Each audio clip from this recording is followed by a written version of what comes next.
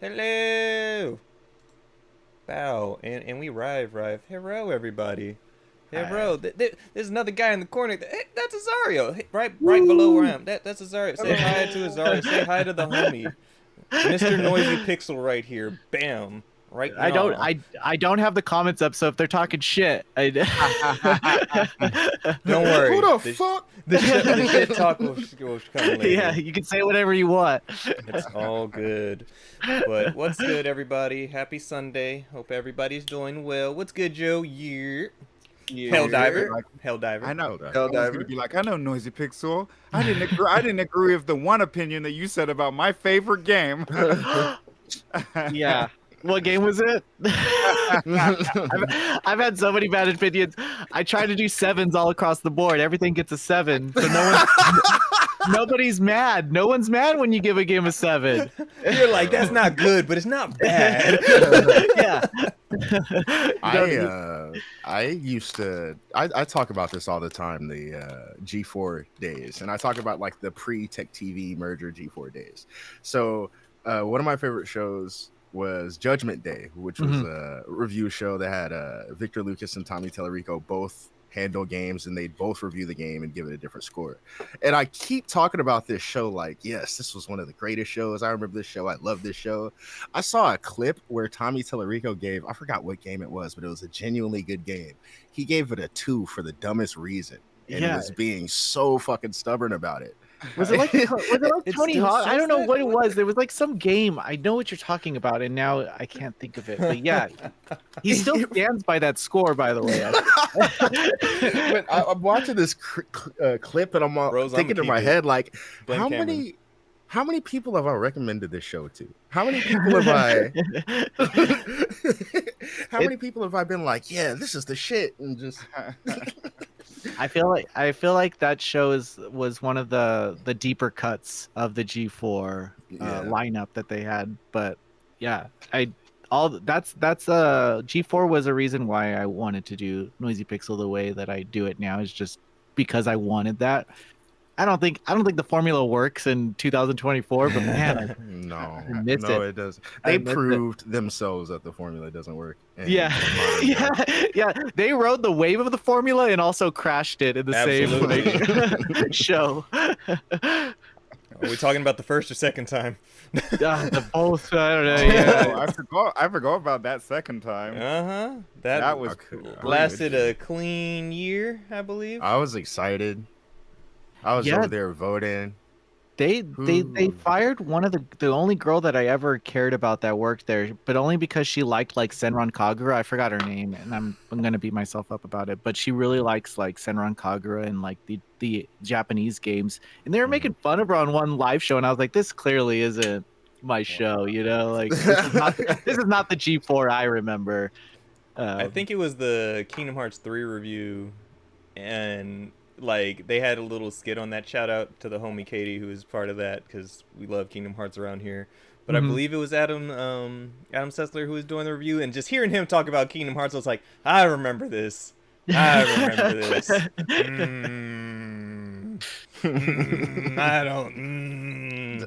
taking me back 13 years. Those cringe moments were always part of it, though, right? Like, and especially when you catch those moments where you know somebody's talking about something they know nothing about. Yes. Like this was an old G4 moment, but I remember this so vividly because it stuck out to me.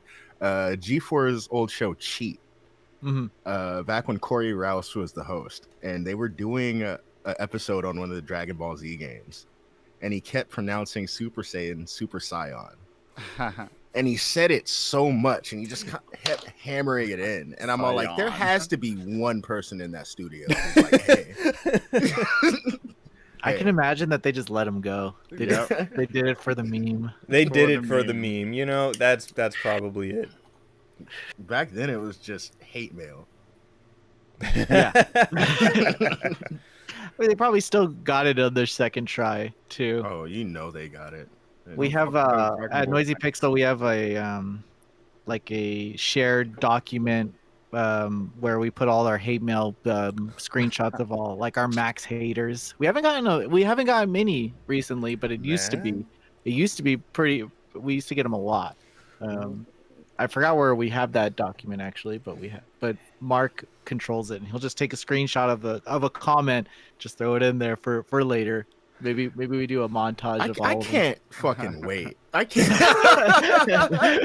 Like, we haven't gotten any yet. Once we really get deep into the reviews, I know it's gonna evenly happen. The only thing we've had was your initial spat when we first started, Deontay. And that wasn't even.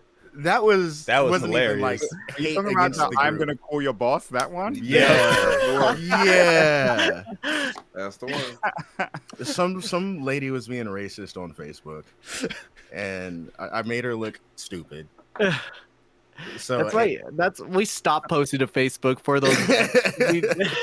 Yeah, we don't want to deal with that's the Facebook crowd. I feel like, and I'm just the thing is, it didn't start on our page. It was my personal page, but I have my job listed as the podcast. So this person went and tried to complain to my listed job to try to get me fired. Jesus Christ. Right. But I run that page. So, I think his reply back was just like, "That's what we have him here for." I used to get really sassy. When you're a content creator, I think it gets instilled in your brain that you serve your audience. But there's always like these outliers that come around and they try to tell you, I'm not going to watch your stuff unless you do this or unless you do something this way. And that's when like, you go, I don't give a fuck. If you feel like you know how to do it, please, by all means, I would love to read or watch your review after you've done it. Like, I'm pretty sassy in our comments, and there's been times where I've gotten us in trouble just by being a little too Your Final Fantasy Rebirth review, I see in the comments on the YouTube page where it's just like the 16 music though, and it's like, chill out, bro. Yeah. That's all they cared about was that we used Final Fantasy 16. Bro, I noticed music. it immediately. I was like, oh, the 16 music, but whatever. And then I look at the comments, and that's the first thing I see. I started busting out laughing, dog. It's always gonna be little shit like that, though. Full It's always disclosure. gonna be little shit like that that gets people. Full disclosure, Mark, who's the co-owner of Noisy Pixel, he doesn't really play video games. He doesn't know much about video games. He's more into the car world. He plays a lot of League of Legends, but that's it. Okay, Oh, he's so toxic, got it. Toxic. like JRPGs and visual novels and all that go way over his head. He'll edit the videos and stuff, but if I don't give him like this Specific, like, this is this. he probably didn't know that Final Fantasy is every number is different. He probably thought it was one long series. I could see, maybe not, but I could see that. I He could saw see 16's like, oh, this is the most recent music. I'll that. put He this just on liked there. the music, probably. Knowing him, he just probably thought it was really good music. Put it in. But yeah, we were joking about that just yesterday too. It's like the only criticism we're getting is that we used Final Fantasy 16 music. Good. It's a good soundtrack though. It is Keep a it going. fantastic soundtrack. Yeah, it's a Keep it they're a playing. banger. I've been wondering, not to put us on a topic, but while playing Final Fantasy VII and while after playing Final Fantasy 16, I will say that my memories of Final Fantasy 16 do not like compare to Final Fantasy 7. If you ask me about Final Fantasy 7, I can tell you all the names of all the characters and stuff. Mhm. If we talk about Final Fantasy 16, I maybe remember like 2 side character names aside from like the main protagonists. Like I love Final Fantasy 16, but I hate that it didn't make the impact that I wanted it to make on me. I think- Let me ask you this: Did you play the original 7? Yes. You have legacy with 7. Yeah, so you have legacy. Like Yeah. 16 is essentially like still a new game that if It's in the new Final Fantasy gestation period. Yeah. But the reality is like Final Fantasy 15, dude, I know all of those guys' names. Like the game was whatever. The game was probably worse than whatever people think 16 is in their heads, but to me I love the way road- you specifically said that. He's keeping it real. That was perfect. the road trip with the boys in Final Fantasy 15, like that resonated with me. Like Yeah. I look back on Yeah. that and I'm like, oh, that was so fun when Prompto did this, or like when Ignis cooked this. But with Final Fantasy 16, I'm just kind of depressed. Like I just kind of like Yeah. I just like, yeah, my relationship with my brother sucked too. Thanks for thanks for reminding me. See, for me, it was the like I resonated because of the brotherly aspect, and like yes, depression at the end because I boohoo cried for a clean 15 minutes as the credits were rolling. I boohoo cried, Your and relationship so with your brother is great. yes, but there's like it's story context on what happens and all that, but it's like. Yeah. It will resonate for a lot of different people, so Mhm. I completely understand. We just know that Kupka can't have no hands, and that's fine. No hands for Batman. I wish I wanted Final Fantasy 16 to have that impact on me, and the game is so good, and I won't call it like this is not a Final Fantasy. I won't ever say something like that, but I will say that I understand why people maybe don't connect with 16 as much as they do with all the other games. And I mean I love Final Fantasy. It's my favorite series of all time, but Everybody's Yeah. used to the Twink boys. They're not used to the man's man that's Clive, okay?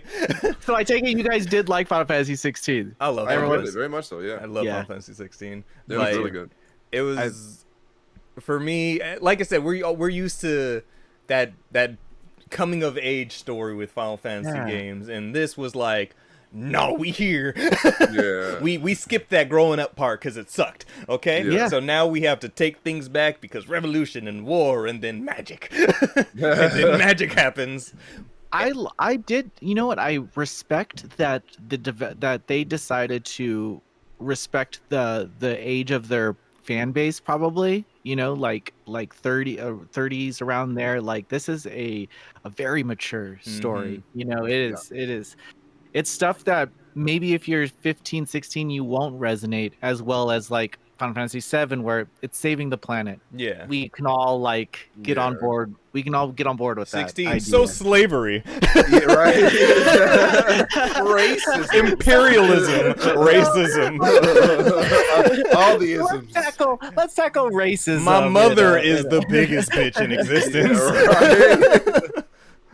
Like, Yeah, no joke. That's 16. Yeah.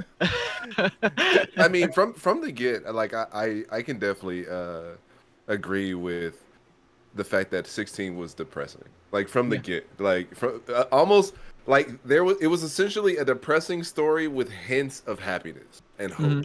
Mhm. But like most of it was like feels, more feels, and then down the road feels, hope, then more feels. and absolute bangers. Yes, and Let's just not epic forget music. the bangers because Masayoshi Yeah. Soken said, "Can I go crazy? I can." Beticus. I mean, and I mean, you got to give it up to those cinematics. Those cinematics were Yeah. fire. Like Yeah. the big Titan fights is huge. Cam, how far did you get? So I was just about to like say I can't remember where I finished off. I think it was like right after getting Titan, maybe. I forgot that he never one finished gets 16. good. Did you you just got Titan? So you haven't fought Titan yet? No. Right after that cinematic fight, that's probably when I started like really. My boy was investing going in so strong for a second. I totally forgot he never finished 16. My like up to where I got, like one of my criticisms was that they traded in some of like the emotional moments Mm. in favor of like more spectacle. So then there were like several times where I feel like could have hit hard on an emotional level, and instead here is like flashy, bam, bam, bam, bam, which is cool. Like I like the flashy stuff, but like some moments for me just didn't connect as much because I was like taken away from sort of like feeling emotional in favor of like flashy big fights.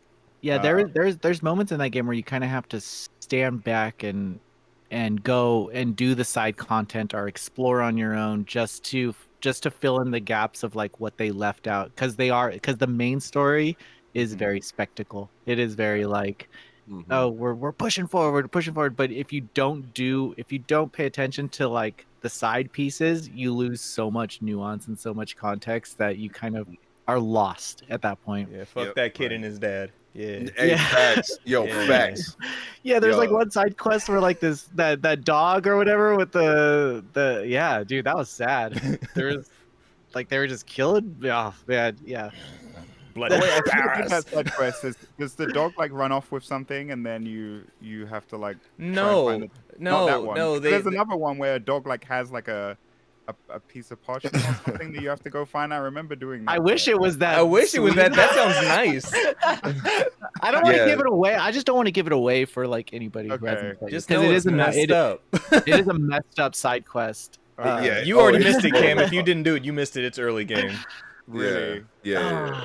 No, I It's- must have done it. I must. I mean, to be feel fair, like I feel like 16 has been around for long enough to where. Okay, you have to go find can drop that. this kid's Fluffy, and you go find out that Fluffy was a pretty much dead bear. So, and they were sending it off to sending the person off to be hunted by some hyenas, and Yeah. then you kill those hyenas, and you're like, hey, you broke it, just like you killed my dogs. They were playing with their toy, talking about Yeah. the bear, and then and then I think they go get more, and you leave them, and the hyenas turn on them and kill them. Yep. Yeah. Like, no, you- I don't think I did Like that. they don't show it, but you come back and you see that they're like it's blood There's blood everywhere. Yeah. There's clothes on the ground. That's such a Red Dead Redemption ass moment. It's just like, oh, Like, for real. cool. But Final Fantasy VII Rebirth, I'm having a great time. Oh yeah. Oh, we gonna Facts. dive a little bit more into that without diving into it. But Yes. Yes. you know No, what? Let us no spoilers. everybody get up there, audacity. We gonna get things Yeah. going. We gonna get things going.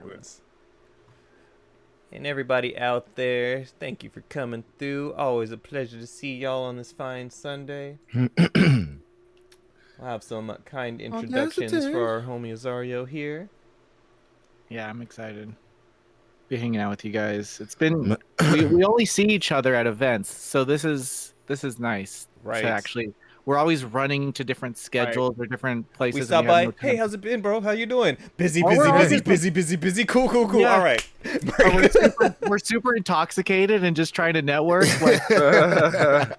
Like, dude, I'd love to talk to you, but this developer's over there, and this is my only chance to talk to him. I gotta go. My favorite moment from the Polish party that I remember at least was when like everybody's ate, we're all moving around and everything now, and I'm standing in line to get a drink, and Justin walks over to me, and I'm just like, you having fun mingling? Mm-hmm. He's like, who should I talk to? And I see Justin Woodward over in this, and I was like, Justin, and then he walks off and goes talk to Justin. I will say, for people who won't know the context of these Polish parties, they don't know how to make drinks. They just know how to pour alcohol. Yes. Yes. Into a cup, into a glass, maybe with a spritz of water or maybe an ice cube or something. I don't know. Water. Yeah. No water. I do. Water. Sorry, I do vodka sodas like strictly, so it is mostly just water. Sir, for me. we had to find water. Right, Like, honestly. Oh, yeah, like- you gotta do the puzzles. You gotta crack the What sucks code. is I Talk to the troll and answer his like riddles 13 to get into the water section. Yeah, I was the Bro. one who located the water last Polish party. They were and under the I- table until the tables were gone, and then after that, it's like, oh no. Right, there's one like behind the bar, and I found a couple, grabbed them, and then like brought them to friends and shit, and immediately lost my water bottle, and then paid for it. Paid for it dearly. There was a Dan, so we during our recording first mono, right? Yes. We recording mono, right? Okay. during our first Polish party, the Polish people told us that you're supposed to take like 2 shots at once, like one for one leg and one for the other to balance out. It's like so And you're keep stable. moving forward. So you're One stable. for each leg, so you're stable and you can move forward. Yeah. So I took that into this most recent Polish party, and I was like telling some girl at the bar, I'm like, like they told us last time you're supposed to take. Wasn't 2 that shots Stella at you once." said? So that's what I was getting at. I was like, you have to take two shots, and she's like, suck my dick, bro. I'm not taking 2 shots. I'm like, "Oh," and you're like fucking up. And I told Darren this story, and I'm like, I don't know, her name was Stella or something. He's like, Stella, and then he like showed me that she's like works for IGN. I guess. I'm like, yeah, that was her. That's hella funny. I'm just like, yep, this is how Polish parties go. You have a good time, take a couple shots, and you're like, Grab some what do you water, do? boy. Oh, I'm from such and such, and I'm the prime minister of such and such. What? That part. Yeah. I will say that I've been to those parties for the past 3 years, and I don't think I've ever actually covered a Polish game. Maybe I have. Maybe I 11-bit think we Studios have is one Polish. or two, I want to say. Yeah, I think we covered 2. Because I There think are after the Polish first one, studios. yeah. There are Polish studios, and I don't know. They don't like. We're Polish, so I probably do cover it. They don't put it like on the top of their Yeah. game, so I might have. But yeah, I guess they're doing. But I guess they're doing well because they have these parties every pack. Honestly, and they're a lot I of feel fun. like Cyberpunk and The Witcher's over here like, we're bringing Poland to these places, goddammit. Yeah. We got the bag. We Yeah, messed up. like- We recovered. We good. That's what it was. It was all the Cyberpunk devs at the Polish party. Like most of the people were the Cyberpunk dev team. Yeah. Okay, I remember now. Also, their government are like paying for them to be at this stuff too. So like when I Yeah. talked to them, like they had this one game they were showing called Cypher's Game, I remember that one. Yeah. and they were using that to like teach kids the history of like Poland in schools. And so the government were like funding that whole project. It was like the I can't remember what department. It was like the Department of fuck knows. I don't remember. I But probably have anyway, one of their cards somewhere. Yeah, I'm about to say one of their cards. Yeah. So I thought that was really interesting. I'm like, damn. And then we met someone else at where was it after the Game Awards? Day of the Dead. Day of the Dead, yeah. And Good they were show. from where were they from? Because Australia, their right? government also Australia. Yeah. No, No, not is it? them. No. No. What it was, team? It was the slumlord. The Oh, slumlord. they were from Australia. They were. Yeah. Yeah. The Slumlord team. Oh yeah, the I ones we remember- were at the bar with afterwards, right? Yeah, I remember that Oh, because we went over. Cam and I went over and talked to them just because of the name of the game, and we started chatting it up. We're like, is this based in SF? So we ended up hanging out with them and then like drinking after the bar and stuff. And That was a what great felt- time.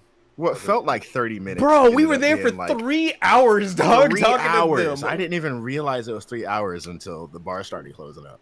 So We hit up everybody like, y'all still over there? They're like, nah, we been left. We're like, whoops. we walked out of there. It's like, yo, that's amazing. Those guys are great. And then, like, there's a second of silence, and then somebody was like, we never played that game. No idea what game they're showing. Dude, same. It happens. Sometimes you even forget to talk about the game. Yeah. I don't know. This the experience of being around. I know Canada has really good like dev supports and all this stuff for people, but America not so much. I think. Yeah, you There's don't a- hear about the American government paying for people. Yeah. Yeah. No, okay. Yeah, okay. I don't think that'll pass. It's nothing to do. It benefits nobody, so no one's gonna. The or it doesn't video benefit, games, those things that have all this gun violence in my America. Yes. Okay. Yeah. Cam not Looking beating like 16 and maybe. stop playing 14 used to be a proper country. Who said that? That was Jawan. Yeah, right? what is Of that? course, I was of like, that course. sounds like a Jawan ass course. comment, bro. It was Yeah. All right, gentlemen. All right, let's go ahead and get this old episode started. Yes, sir.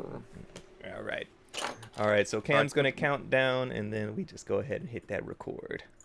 Okay, I'll remember to do mine. Hold on, let me pull up Audacity. Sorry, guys. No, you I good. forgot No, you're about good. the step. No, you're You're good, good. brother. You're good. Mm-hmm. Yeah, there. I'm ready.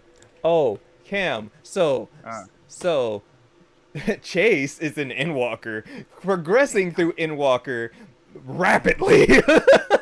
Damn. He's over here. He's consistently just like, my Lalafell buddy just never came back. How long ago was that when we both started? Like a year? Maybe or so, but it's honestly been the past 2 to 3 months. Like Chase Like, got he's to been Heaven's Ward and moving. went fucking Yeah. ah, Yeah, he just and went he's moving. been Yeah. chugging along, bro. And we're telling him like, man, you haven't done any of the raids, any of like the side trials, alliance raids. He's just been straight story, which I'm so proud of him. But I told him I was like, you're gonna get to a certain point where I think you should stop the story, and now let's backtrack with you. Let's go ahead and start hitting these dailies and hitting these trials and all that. So once he gets to Endwalker and all that, like, guaranteed he'll be Dawn Trail ready. Guaranteed. Both him and Fade. It's beautiful. I love it. Damn, yeah. And then there's you. A disappointment. The fucking Lalafell. Yo, the thing is, any Final Fantasy, like Final Fantasy wise in general, Cam, unfortunately, sir, disappointing. Yeah, disappointing. Azari, have you played 14? I've played through Endwalker, and that's it. That's like that's where I stopped. So you have all the post Endwalker. I cried. It was beautiful. It was one of the best like MMO experiences that I had. But the time investment, I can't go back. I can't like redo that. You can. If I change up everything, retire from everything I do on a daily basis, I will jump back into what you fail to understand is the time dedication and sync that you did now. You don't have to do that again. Now it's just you're just current. So now you have the current little chunk of post game, which is only a couple hours, and then Dawn Trail, and everybody's there. So now you're just playing a new game. So it's no longer time sync because you're caught up. If it's only like I will force myself to do only mostly the main story. Like I don't jump in through the updates and stuff like that. I just feel like that's like where as long as I know this, then surface level, but there's so much that happens in that game that people talk about, and I was like, I have no idea what you're talking about. That's fair. That just means you got stuff to go back to. It sounds like a lot. It sounds like you have friends, and it sounds like you have a lot of fun. Send out the fishnet. We got Azarios. Get him. Two things that's hard for me to. I'm sorry. Did you say 14 and friends? Oh, we have that in mass. Did you know that you're canonically a mech pilot? I bet you didn't. Let's help you find out. Come on in. I feel like I'm such like a solo gamer. Like anytime that it involves like multiplayer and stuff, I'm just. I don't like relying on people when I'm playing games. I don't like the fact like, are you online? Are you online? Like, and it's killing me that I haven't touched Helldivers 2 or anything like that. Helldivers? Yeah, I wish I have. I was really into the first one. I played so much of it, even when it wasn't cool to play Helldivers. I was still playing Helldivers. I just didn't know about it until now, and I literally didn't watch anything. All the state of plays and everything they showed, bro, a blank slate in my mind. It went Helldivers, I went and did something else. Did not give a damn. Well, then it came out, and everybody's like eyes glazed over, struggling from success. And like, I don't think Sony thought it was going to be this good. They didn't support server capacity. They put no marketing budget behind this game. It was all like TikTok and like small streamers that brought that game to what it is. Like people took clips and stuff, and now everyone's having fun with it. But Sony didn't do shit for that game. No, absolutely not. Yeah, that's all. That was all. The game. Now they get to reap the benefits. Yeah, they get to reap the benefits, and yeah. Well, hopefully that dev team actually also gets. Because I don't know, are they owned by Sony? Are they a Sony studio? I believe so. I know they were like independent before, but I'm sure they're owned by Sony now. They underestimated how badly we wanted to hold the line with the boys.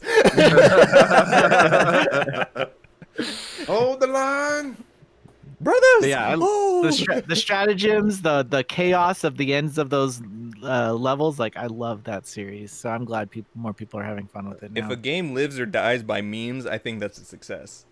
Yeah. I have not played Helldivers yet. It's an amazing game. It sounds like a genuinely good time. It's just pure teamwork. Like, okay, you know how people like are like super upset about Last of Us not having multiplayer or Last of Us Part 2 not having multiplayer? That stems from like the Last of Us multiplayer originally just encourages teamwork, whereas you play like Call of Duty or any of these other games, you're mostly just playing by yourself. Yep. You don't have your you may have teammates, but it's mostly just like you looking at your own level, looking at your own success. Yep. But I think games like The Last of Us Online or even Helldivers, while you're playing together, you can succeed. Like, yeah. That's why I was so bummed out about that Last of Us 2 online thing. Not having PvP has changed the entire landscape of how people are Yeah. playing this shooter game right now. Because I don't do shooters at all. Like I'm over it. I'm good. So the fact that this attracted me, and I'm like, oh, look at these fighting game commands. What is happening? To send down my little helper robot. Okay, cool. Let me send in this nuke. Oh, it was too close to Joe. Sorry, Joe. You died. Like. Oh yeah, friendly fire is always on. Friendly fire is always on. You can swap between third and first person instantly and everything, so play how you want to. And it's just fun. It's dumb fun. Things are happening. Bugs are after you. There's bullets flying everywhere, and you're just like, this is chaos. I like it. Games are meant to be fun, and chaos is fun. I'm hoping to somehow get the time, but to play Helldivers 2. But this beginning of the year is insane for like releases, and even this month, like stuff like Rise of Ronin and like every Rise of month. Ronin, Dragon's Dogmas, Princess Peach Showtime, all on the same day. Wow, we're at PAX. Yeah, oh yeah, that's all like March 22nd, right? Yeah. Yeah. Fuck that, man. That's and it's like GDC's right during that time too. Mm-hmm. That's I don't know. It's getting hard to stay current, and sometimes I don't know if this happens if you guys review games back to back like this, but sometimes when you do, you forget that you even played a game. Like I'll find indie games, I'm like, oh, this looks really good, and then I look and I reviewed it, and I was like 4 years ago, and I'm like, oh, I remember this game, but because you're like just you're in the hyperbolic time chamber, right? Yeah, beat a game, go on to the next one, like. Yeah, it's it. Reviewing games is just all together. Reviewing games is like the easiest thing to do, but it's also like the hardest thing to do in this industry because put a pin in that. Put a pin in that. We gonna get that live. We gonna get that one on wax. I like that. Also, before we start, Cam, sir, is that the sweater I bought you so many years ago? Yes, it is. That's cute. You're adorable. Did I get you that, my brother? That's best friend. Damn, you could barely even see the symbol, but we boys, we friends, we boyfriends. No, that's him and Kano. Shut up! Shut up! Alrighty, Cameron, if you would, good sir. Kano ain't got no damn sweater, okay? Not that we know of. Not that we know of. He's so sad. You stop that. Okay. 3, 2, 1. Welcome everybody to episode 171 of the Rusty Rupees podcast. As always, I'm one of your hosts, Darren, and with me I have the boys Justin. My boy's wearing the sweater. Deontay. It's comfortable in here. And Cameron. It keeps me more warmer. And joining us today, we have a special guest from Noisy Pixel. We have Azario Lopez. What's good, Azario? Welcome, brother. How you doing? Hey, man? everybody. I was trying so hard to think of something clever to say, and I failed. It's hard. Everybody. It's hard. I'm sorry. Next time. No, Next no time. worries. We have practice. We're always trying to one up each other on the internet. Right? Yeah. Or we'll just go like, one after the other. yeah, sometimes they feed into each other. Sometimes they're about the pre-show. Sometimes I go out of my way to throw Cameron off because he goes right after me. Then Cameron just says, when we're here. But we hear what's going on, everybody. Once again, welcome, Azario. Thank you for joining us today. How you doing, man? Pretty good. Just making sure that I am present. I cleared my schedule for this. We're good. I'm Yes. happy. I'm excited to be hanging out with you guys and doing this. Appreciate you. And before we get started, a bit of housekeeping. Remember, everybody, you can follow us anywhere at Rusty Rupees or Rusty Rupees with 2 Y's on Twitter, because Twitter's some who's. That's a fact. If you That's a are thing. here with us live right now on twitch.tv/RustyRupees or youtube.com/RustyRupees, go ahead, hit that follow, hit that subscribe bell notification so you can watch these live episodes wherever you are. You can also check out the podcast anywhere you listen to your podcasts by looking up Rusty Rupees. Episode 170 will be out soon for those live, and then episode 171 will be up shortly after. once We're again. But we're funny. We appreciate you. If you guys like us and think we're funny, please leave us a review anywhere you listen to us. 5 stars preferably. Let us know. We appreciate the feedback. We want to know, but we appreciate you. And on with the show. And today we are going to be catching up on some Final Fantasy Rebirth news. It's here. It's out. It's good. It's beautiful. juicy. It's chunky. It's juicy. On the flip side of that's a very good thing in the industry, and a very bad thing on the industry is, man, I'm so tired of talking about layoffs, but we can't not, because they are just so abundant. Yeah, they're rampant. And then also a wee bit of Pokemon news. Azario, are you a Pokemon fan? I love Pokemon. Cool. We will talk a little bit about Pokemon. You know what bums me out about Pokemon is when people get into IV training. So I won't be talking about that. We don't need to go that deep. It's No. we've all had that point in our lives, and I think we're all grown enough to go. I don't. There might be a couple of Ditto jokes in here. Oh, when is there not a Ditto joke? Sir, please understand. I played Pokemon for the fun of it, not Yeah, okay. for any Yeah, of all okay, that yeah. grinding nonsense that you guys do. 5th gen was a good time, and then after that, it became. But before we get There's started, those players who run the equivalent of a Pokemon puppy mill, and they just need to be stopped. man.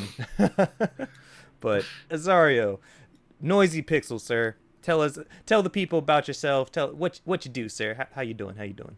Yeah, so hello everybody. I'm Azario Lopez. I started writing in the games industry in like 2013.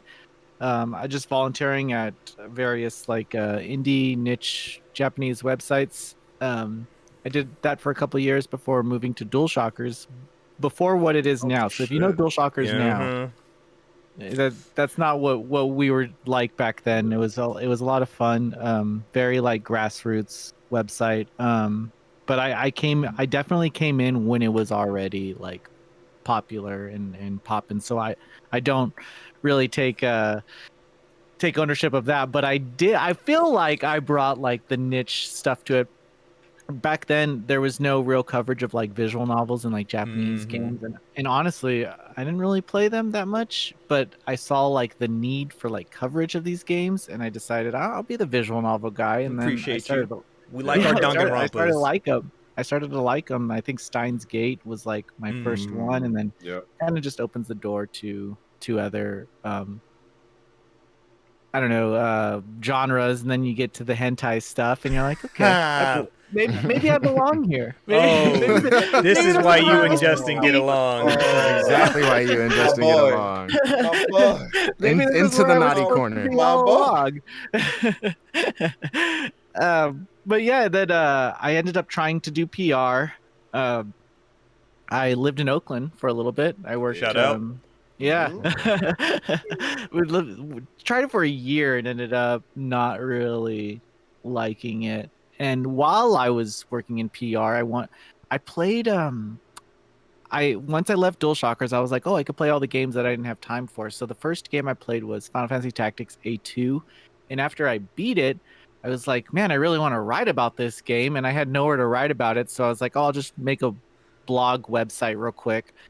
And then knowing me, I did it way too well. So the website looked too good. Yes, And then my job was like, hey, you can't have this website and work in PR at the same time. And that was 6 years ago. And I think now it's those lines are blurred. I know people that write in the industry and work in PR, but we won't get into that.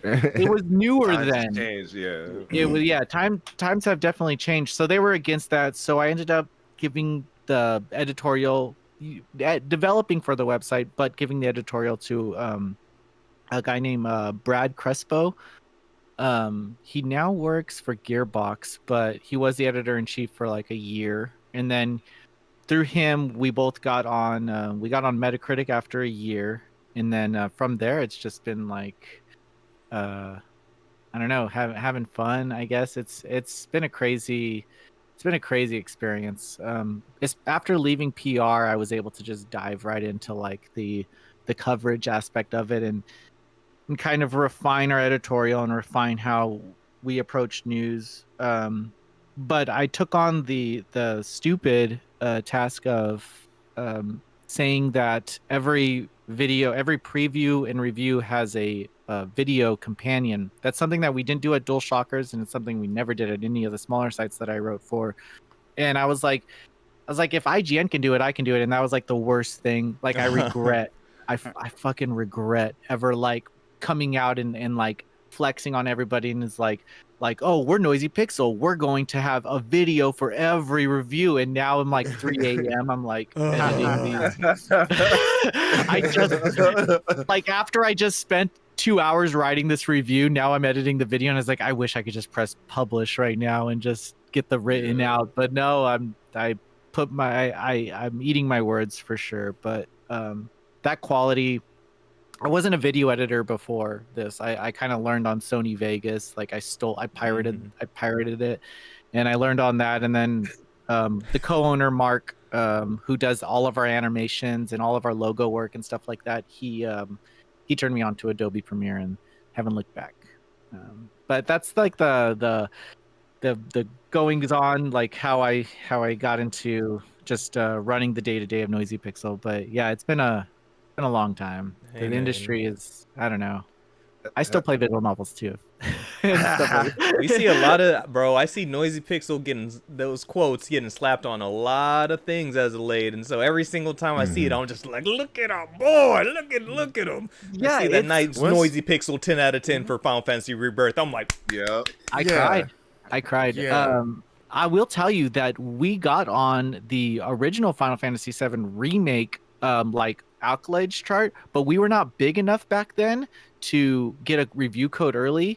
But the game ended up leaking like 2 weeks early in Australia. I remember so that. I knew the embargo date, but I know they said that we weren't going to get codes until launch day. We just weren't at that capacity that they were sending codes to. So I have a writer in Australia who bought the game, did the review, put it out on embargo. We got it out at embargo because I knew the embargo. When you're on Metacritic, you kind of they tell you it. Yeah. But then the PR reaches out to me like 2 days later. It's like, hey, can we use your review? And I'm like, sure. But at the back of my head, I was like, are you guys just like totally clueless? Like nobody has any communication here. Like no, they're just like oh, this is really good. Yeah. So we bought that game. We bought Remake, and that's just the way we kind of do things. Like if we have to take advantage of those situations, we will. We'll never steal a game. Steal a game, but we will buy it early. You're like, we're respecting every single rule set in place right now. Yeah. So yeah, hey, somebody got paid when we bought that game early in Australia. Hey, I'm about to say technically it was done, in Australia. So yeah, they broke street date there. We have a writer who went to the store and bought it. No, anyway. Hey, don't get paid. Yeah.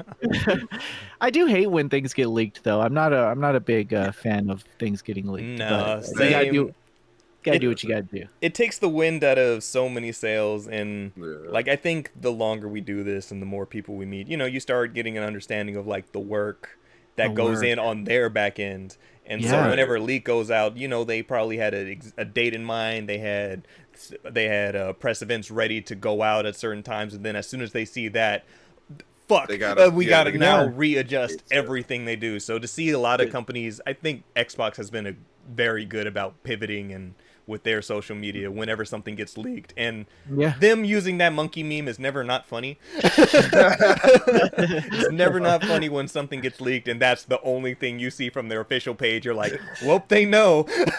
And so on the back end they're like, all right, send the monkey. I mean, I think in regards to that's in regards to how they handle it like that, it's really well done. Like there's a lot of people kind of like stress over it, and they're just like, well, I mean, look, it's out there, so like, hey. Yeah, I'm not like, I don't know. I like being surprised. Absolutely. And saying that in this industry sucks, but when something's like coming, even embargoed news, I always anticipate the reaction of like actual fans, like that kind of makes me happy too. It's like, oh, I know when I write this and I post it, there's going to be someone out there that gets really stoked. And so, but in the case of Final Fantasy VII Remake, we bought it early. And but the change, since Final Fantasy VII Remake, we weren't receiving review codes to now where they actually send it. Like it's there's growth there, I guess. Oh, absolutely, man. The only thing I hate is when they do put us on there, they'll make Noisy Pixel one word, and I'm always like, it's 2 words. Like I know the trend of like just making a capital letter, but it is 2 words. That's funny. Hey, so how did you and Mark meet, the co-owner? Oh, so we have a mutual friend that I worked with at you guys might know him since you guys work with PR. But we had a mutual friend that I worked with at DualShockers. His name is Jordan Boyd. He now works at 47 as a PR specialist. But he was just like, well, I'll tell this story because it's really good. But I'd usually tell it to like PR people, but I'll tell it here because we have an audience. So shouts out. Yeah. So Jordan and I were gonna launch the website, but we had 2 names, and he brought the potion shop to the table, and I brought Noisy Pixel to the table. And Noisy Pixel is, when I was like 22 years old, I lived in this house of like hipster like nerds who always played board games all the time and stuff. And there was this one guy that I lived with, or who came over all the time, was just friends with us. And he was like, hey, I have this name that I'll never do anything with, but maybe you can do something with. It's called Noisy Pixel. But you can have it. He was like, you can have it. And we're still friends today, but he was like, you can have it and just do something with it. So I was like, I'll just do like a little podcast. So if you search online, there's a podcast from there's like a 5-episode podcast on like archive.com or something like that, where it's the Noisy Pixel podcast, and it's me like like 13 years ago. Just like I'm looking that up right now. But it's honestly like me trying to get my friends to care about video games because they don't give a damn. That was the start of this podcast to Cameron, dog. Was like Cameron exactly with Cameron. Really Everything Cam has in the background there did not exist prior to us starting. I wouldn't say he didn't care. You guys ruined his life. He was probably on a trajectory to success, and you guys he was games. He was doing great. Now he has new addiction. Yes, sick addiction.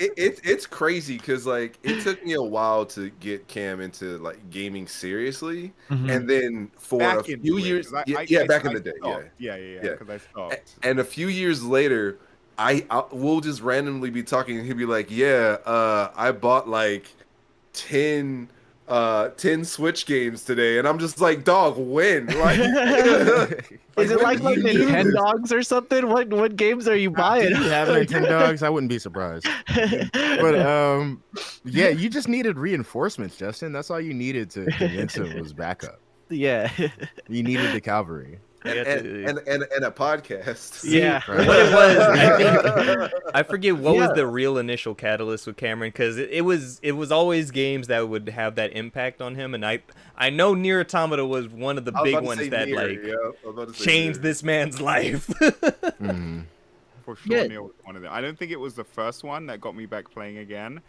but yeah, Nier was definitely a part of it. It's probably the first one that made you cry. There's honestly these games that, because for a while, especially through high school when video games and anime weren't cool for me. I graduated high school 2007, so 18 years old as Aria 2007. I was playing a lot of Call of Duty because that was the only game that was like widely accepted to be cool, So 07, peak Modern Warfare. Yeah. It was Nuketown. Ooh. Yeah, it was beautiful back then. 2010 Nuketown. Sleight of Hand Pro. It was just. Oh my god! You just unlocked the memory. Holy shit! See, kids don't know back in the day when things were toxic and pure. It was pure toxicity. Yeah. Even like the FAL, the days of like everyone just choosing that. Yeah, it was so. But I remember when Ni no Kuni and Xenoblade or Tales of Xellia came out, and I bought both of them on like launch day. I had no money at this time. I just saved up for these 2 games because I wanted like to get back into JRPGs. And I remember playing both of them, and that was it. Like, but that's what it took to get me back into gaming again was Zelia and Ni no Kuni. Ni no Kuni, the And start of that Ni no game. Kuni was, oh Yeah. dog. From But everything, it's kind of like Pokemon too, you know. It has a lot of. oh, absolutely. Yeah. Yeah. It's just man. Talking about it makes me want to replay, but it's way too long. But Yeah, it's a but beautiful. Ni no Even Kuni today, was, it's beautiful in its essence and like in its gameplay. I think. yeah. Like, It is a studio. You're playing a Studio Ghibli anime, and that's why Yes, kind of you Ni no are. Kuni 2 kind of. Yeah, it was like, then there's Ni no Kuni too. It's alright. Yeah, we don't talk about it has that. We that don't talk about Unity that. shine to it. I don't like it. We don't talk about Ni no Kuni. Yeah, yeah. The music's there, the soundtrack's there, but the gameplay doesn't really matter. Fair. But yeah, so it's I don't know. That's what it kind of took for me to want to write in the video game industry, is that none of my friends like gave a damn about video games, and they still don't. And I feel like I need that. I need that vacation away from video games sometimes. So I do appreciate. Yeah. I do appreciate my group of friends that don't play, and I come from like the music world outside of that, where I just played music and What was your in various instrument? bands. See, I've got that group of friends too who just don't play, but because they know I do a gaming podcast and all this content creator stuff, they'll try to spark up conversation about the little they do play. Yeah. So it's always this weird thing. So yeah, they try talking to you like Fortnite and like right, yeah, it's something like just that. It's stuff like in the so, news, like big stuff that they can relate to you on, and yeah, that game kind of sucks. I don't really play that. Bro, I'm just annoying. With pop culture, and then everybody is talking about it, right? Even if you don't play video games or not, it's like part of pop culture at that point. Yeah. That's My favorite thing. I love my friend. Shout out to my friend Jose, but he'll call me every now and then. He'll be like, "Yeah, how's the podcast going?" I'll be like, "Yeah, it's going great." He's like, "Yeah, maybe I can be a guest on there." I'll be like, "Oh, okay. What do you been doing in the gaming world?" He's like, "Well, I play FIFA." Those are the nerds you need on the show. Just tell me how to get good, how to like enjoy this game, because I've tried and I cannot have fun with the FIFA stuff. I think I reviewed an NFL game, and I reviewed it as I was like, my review was like written with my memory of playing with so I'm playing with my dad, and like the review is like my experience playing an NFL game with my dad. I get like that. Yeah, because I can't say like, we went into the systems and the physics were this way. You know, I can't. That is the best way to write that review. Yeah, and not get chewed the fuck up. Yeah. Who's gonna say something? Who's gonna say something? He's about talking about memories with his dad. I'm trying to hang out with my father. For real. Who's gonna put me down? Yeah, you're not my dad. I think I've walked away from the sports coverage.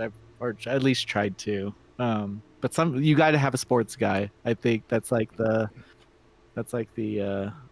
bottom line. We don't got that. It's just wrestling. Yeah, we do not have a sports guy.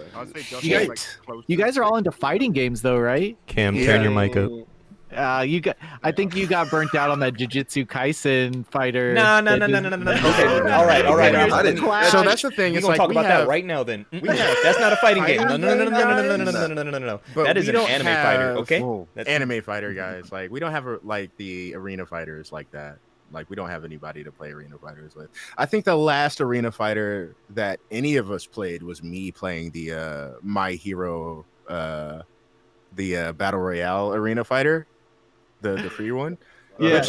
I just thought it was an interesting concept. That was cute. Like, I like different takes on battle royale. So probably my favorite take is the non-shooter battle royale. So whether it was Rumbleverse, unfortunately, which rest in peace. Right. I like Naraka Blade Point. It's been a minute since I played Naraka Blade Point. That game's fun. That is really fun. Yeah, it's fun. I felt powerful. Mm-hmm. I felt powerful. And powerful. Yeah. Right. No, it has that game. That game's actually like one of those games where I wish I had the time to like invest, because I don't know, the community's fun. I played it for like 2 weeks straight, and I never had a bad time playing it. Mm-hmm. Right. The nature of battle royale. when I can convince the homies to play with me, it was always a good time. But even playing by myself, I almost said something there. We almost had a clip. Uh, but even playing by myself, I was able to have fun once I, got into the mechanics of it. Like it was more than just. It felt more than just mindlessly pressing buttons. You know what I mean? And I feel like that's what I need from games, and that's what I'm not getting from anime fighters or arena fighters, rather. These Naruto clones. All it is, and this like Bandai Namco, love y'all, but let's be real. These anime fighters, we know you have the licenses. We know you have the licenses for this stuff, and every single time we get copy and paste Naruto ass arena fighter. If it's not Dragon Ball Tenkaichi Budokai, we don't give a damn. I'm gonna just say it. I'm gonna just I say heard it. this is the new version of the early 90s licensed game shitty platformer, right? Yeah, well, I saw that, and after I explain this, like, I think, like me, it'll make sense to you guys. But I looked into the director and the development team of Curse Clash, and it's all Gundam Versus guys. So when you play Jujutsu Kaisen Curse Clash, they have like these cooldowns and this slow, methodical like movement, and that would make sense for a mech fighter. Exactly.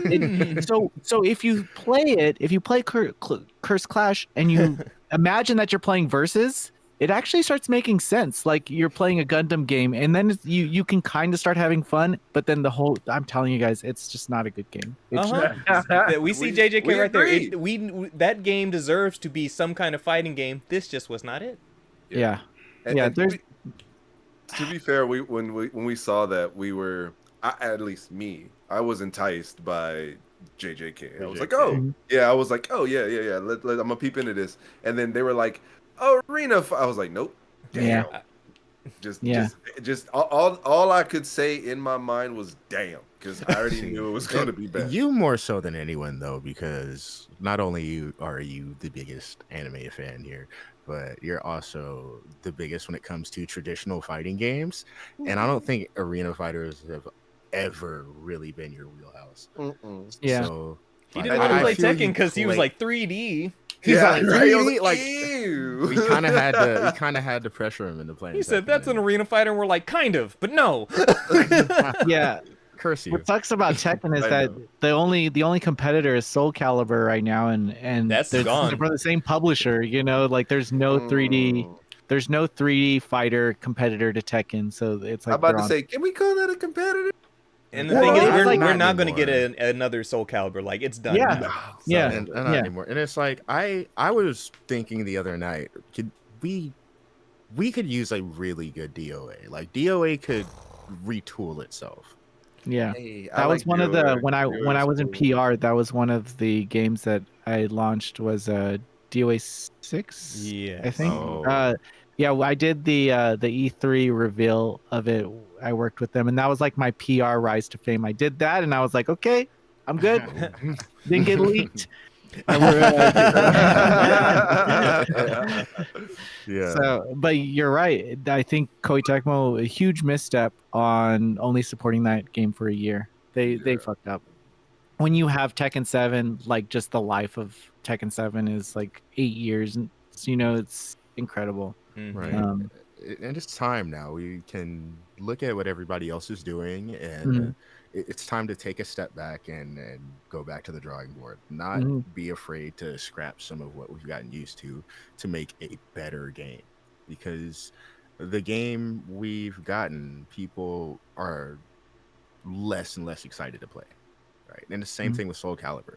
With each iteration, even though they tried to do something different in the sense of the new generation of fighters, which were just basically fucking echo fighters. Yeah. It was just a way to step on toes of their fan base, and they need to win back favor. Same thing with like basically what Street Fighter did, right? Yeah. Well, that's the unfortunate thing with Soul Calibur is we won't get that.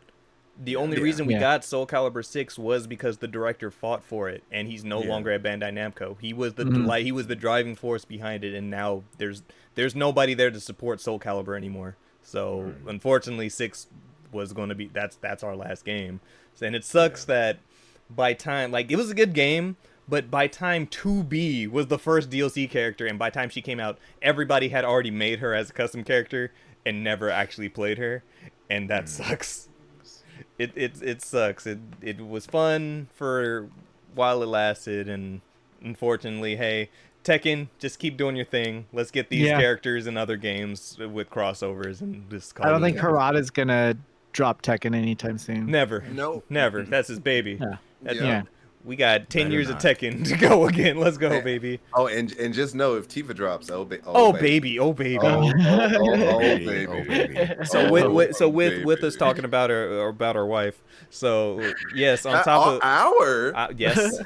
Bitch, this man is about to pull a Buster Sword on you. Because then we're gonna have to fight. So I mean, we got. What do you think we're talking about? We knew this was a fight from the start. Okay. Man, Don't share. I called dibs. So Justin standing in front of Tifa like this. That's fine. Zangan ass. So speaking of Tifa, Final Fantasy VII Rebirth. It's out. It's beautiful. We are at different points of this game. Oh man, it's crazy how Remake came out 4 years ago, and I think for me, 7 Remake is a special game because I think that's when we really started doing this. Was when 7 came out. Like that's when we talked to John Eric Bentley. That's when we got to meet Uncle John, and the fact that it's been 4 years since our initial meeting, and he was the one that really kind of, as far as me speaking personally, he's the reason why going out to events like PAX, meeting you at different PR events, and just talking to people stands out so much, because it's it doesn't matter who that person is.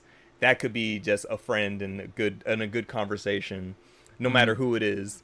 And so seeing us for this second big title, getting a chance to talk to John, knowing we're about to be at East again at the end of the month, it's special. And and just going back into this world and seeing what we knew was coming, because anybody who's a fan of 7, Cam, knows that first game was just a taste, and they're saying that you could play Rebirth without playing Remake, which is insane to me. First of all, that's an insane Why would you claim. even want to do that? That is absolutely insane. Don't do it. The recap is fine, but it's just a recap for those who already played. For those who played, here's a refresher from a game that came out 4 years ago now. But I think it's insane to say you can skip Remake. I disagree with that highly. Yeah, that is insane. Literally just a last time on Dragon Ball Z. Yeah, that's kind of what they did with Rebirth, right? They just did a 5-second recap. Yep. Yeah, but that's terrible. Stepping into this game and seeing how they've realized the world, and seeing this game's form of open world, which is separated by regions instead of being one big open map. It's okay, here's the grassland region, which is hella big. Here's the Junon region, huge, which is hella big. Zara, you said you're at Cosmo Canyon now, right? I just passed Cosmo Canyon. I'm at Nibelheim. Those. Yeah, so I just left Cosmo Canyon. So you're at Nibelheim Part 2. The re-Nibelheim. For real, the re-Nibelheim. I will say that even at the end of Final Fantasy VII Remake, everyone has their thoughts on the changes, and in my thoughts, it's I've played this story before. I've played this characters before. The fact that they are changing this story and making it make sense with the whispers and stuff like that, and the idea that we're fighting against fate, and the what they left us with at the end of Remake, thinking oh, the whole thing's changed, but with Rebirth, it's there are consequences to what happened in Remake, and slowly, right from the beginning of Rebirth, you start to see a piece of that consequence. like what's actually like at stake here and what's really going on in terms of like how this timeline is being affected by this new adventure. I don't know. I think it's brilliant. I think it's like so. I think it's exactly what I want. There's this there in the prison underneath Cosmo Canyon in the original Final Fantasy VII. There's this like well that you could walk down, and you'll there's like an open chest, and you look at it, or you try to interact with it, and it just says there's nothing in there or something like that. And as a kid, I always was like, what the hell is this like weird like whale? And I guess later on I read that it was like supposed to be taken out of the game. It was like like something that they left in there, but they put it in Rebirth, just this stupid like Easter eggy like dumb thing that has no. And the fact that me seeing that, like, man, it's like this is for me, like this will only resonate with me and maybe so many other people, but they took the time to like think about what every fan loves about this game and try to put it in this, even though there's so much different going on. So question, why did it resonate with you so hard? Just because Stop it. No, don't answer that question. Don't answer that question. It's a trap. It's a trap. He's baiting you. Justin, you stop that. Justin, you stop that. No, Stop it. I will say that I think it only did as a kid because I didn't understand it. Yeah, but what game did you play as a kid? Final Fantasy VII. He's being an asshole. This is an ongoing thing between the two of them.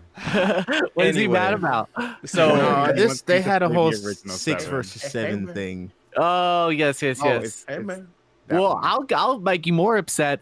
When I was young and I first played Final Fantasy VII, I didn't know that Final Fantasy was a numbered series. So I did know that Aerith died based on an ad that was in like some game thing. It was like Cloud holding Aerith in the water. No, yeah, Cameron. But no, I knew. I played Midgar. I originally played Midgar, the Midgar scene with my cousin. I was just staying at his house, and he like played through the Midgar scene with me. But I was like 10 years old. I had no idea what he was doing. But I loved it. And so when I got home, I convinced my parents to get me Final Fantasy VIII, and I thought Squall was so mad because I thought he was Cloud. So I was like, oh, he's sad because Aerith died. This sequel's kind of different. His hair's a different color. I love that. I literally went through 3 discs of Final Fantasy VIII thinking that Squall was Cloud. I was 11 years old. That is amazing. And somehow I made sense in my head. Like I can see like not having the context and only watching the scenes like secondhand. Especially as a kid, and then not knowing that each of these are different worlds, different stories, and thinking, oh, I just got the next entry, and then seeing this super angsty character, and then in your head you're like, yeah, I know exactly what happened. I saw it. I saw it play out like at my so I'm here. So I'm pretty sure you forgave Squall more than me. Who was all like, look at this angsty bitch. Who is this? So I always wanted to be Zell from that game, so I never was. That's fair. That's fair. That was cool. Zell was cool as shit, and his punch combos. Oh baby. The whole Final Fantasy had on the nerd community in the hood specifically. Zell was it? No. Final Fantasy X trailer drops. Okay. You go to school and there's a bunch of motherfuckers just walking around with that, just without the arm and the sleeve, just like this. Man, the orange, they went crazy. Everybody would be all like, "You seen it? Yeah, you seen it? What you mean, armed Rick? Guilty, man. But as far as Rebirth goes, I think. Just even early in the game, like I've gone to so many cliff sides and just stared off, and I'm like, they didn't have to do this. I think that's the biggest thing with this game is they didn't have to go so crazy. Are you sure? Yes. No. Like there's just you're just walking along, and there's certain areas where like they didn't have to go. The only reason I say that is because I think about like we had beautiful moments in the last game, but there are also those moments where people are like, JPEG. And then, keep it pushing. There's gonna be always those conversations about graphics though. And I think it's all generational. Absolutely. I feel like it's such a silly thing to put an experience onto graphics because you can play games like Sea of Stars and just like it's a pixelated game. Now we can stare at Cameron. I didn't even notice some of the complaints. The graphics. Because like you highlighted, I play plenty of indie shit that I love. It was the specific choice that was made. He doesn't like the lollipop character designs. Figures. It's not because the game has bad graphics, okay? What do you have against Popeye the Sailor Man is what I want to know. Do they not have that in Luton? It was a choice. Whatever. It's a beautiful choice. There's always a conversation about graphics, but I think in terms of like an experience, I think performance is more meaningful than graphics. If the game can't perform to whatever it's trying to do, then knock it for that. But for graphics specifically, no, I don't think it is. But you can see too, like if you move the camera really fast, you can kind of see the around like the animations of the characters and stuff. You can see a little JPEG-y around it. It just. But I feel like in this instance, just because of the complaints and being that those were some of the only complaints about remake, I feel like they might have gone a little extra hard. Yeah, because you can't talk shit about anything else. You can't talk shit about anything else, right? The graphics. Oh, the graphics. Are you sure? This one door frame. Are you sure? The textures fell apart a little bit as Tifa walked by. Ooh, I don't care. Tifa looked good. Yeah. I don't care about that door frame.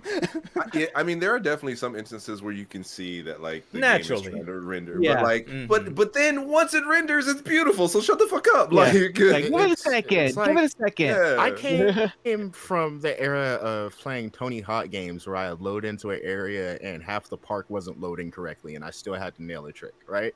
So. What the half a second that tree took to render or whatever, literally once it rendered, it looked amazing, and I understood looking at that why it took a second to render. But people are trying to say that it's because like they're paying this much, they want this type of product. But like, you know what? Paying $70 for this triumph of a creation of a game, because I don't know how this game ends. I don't know what the ending point of this one is.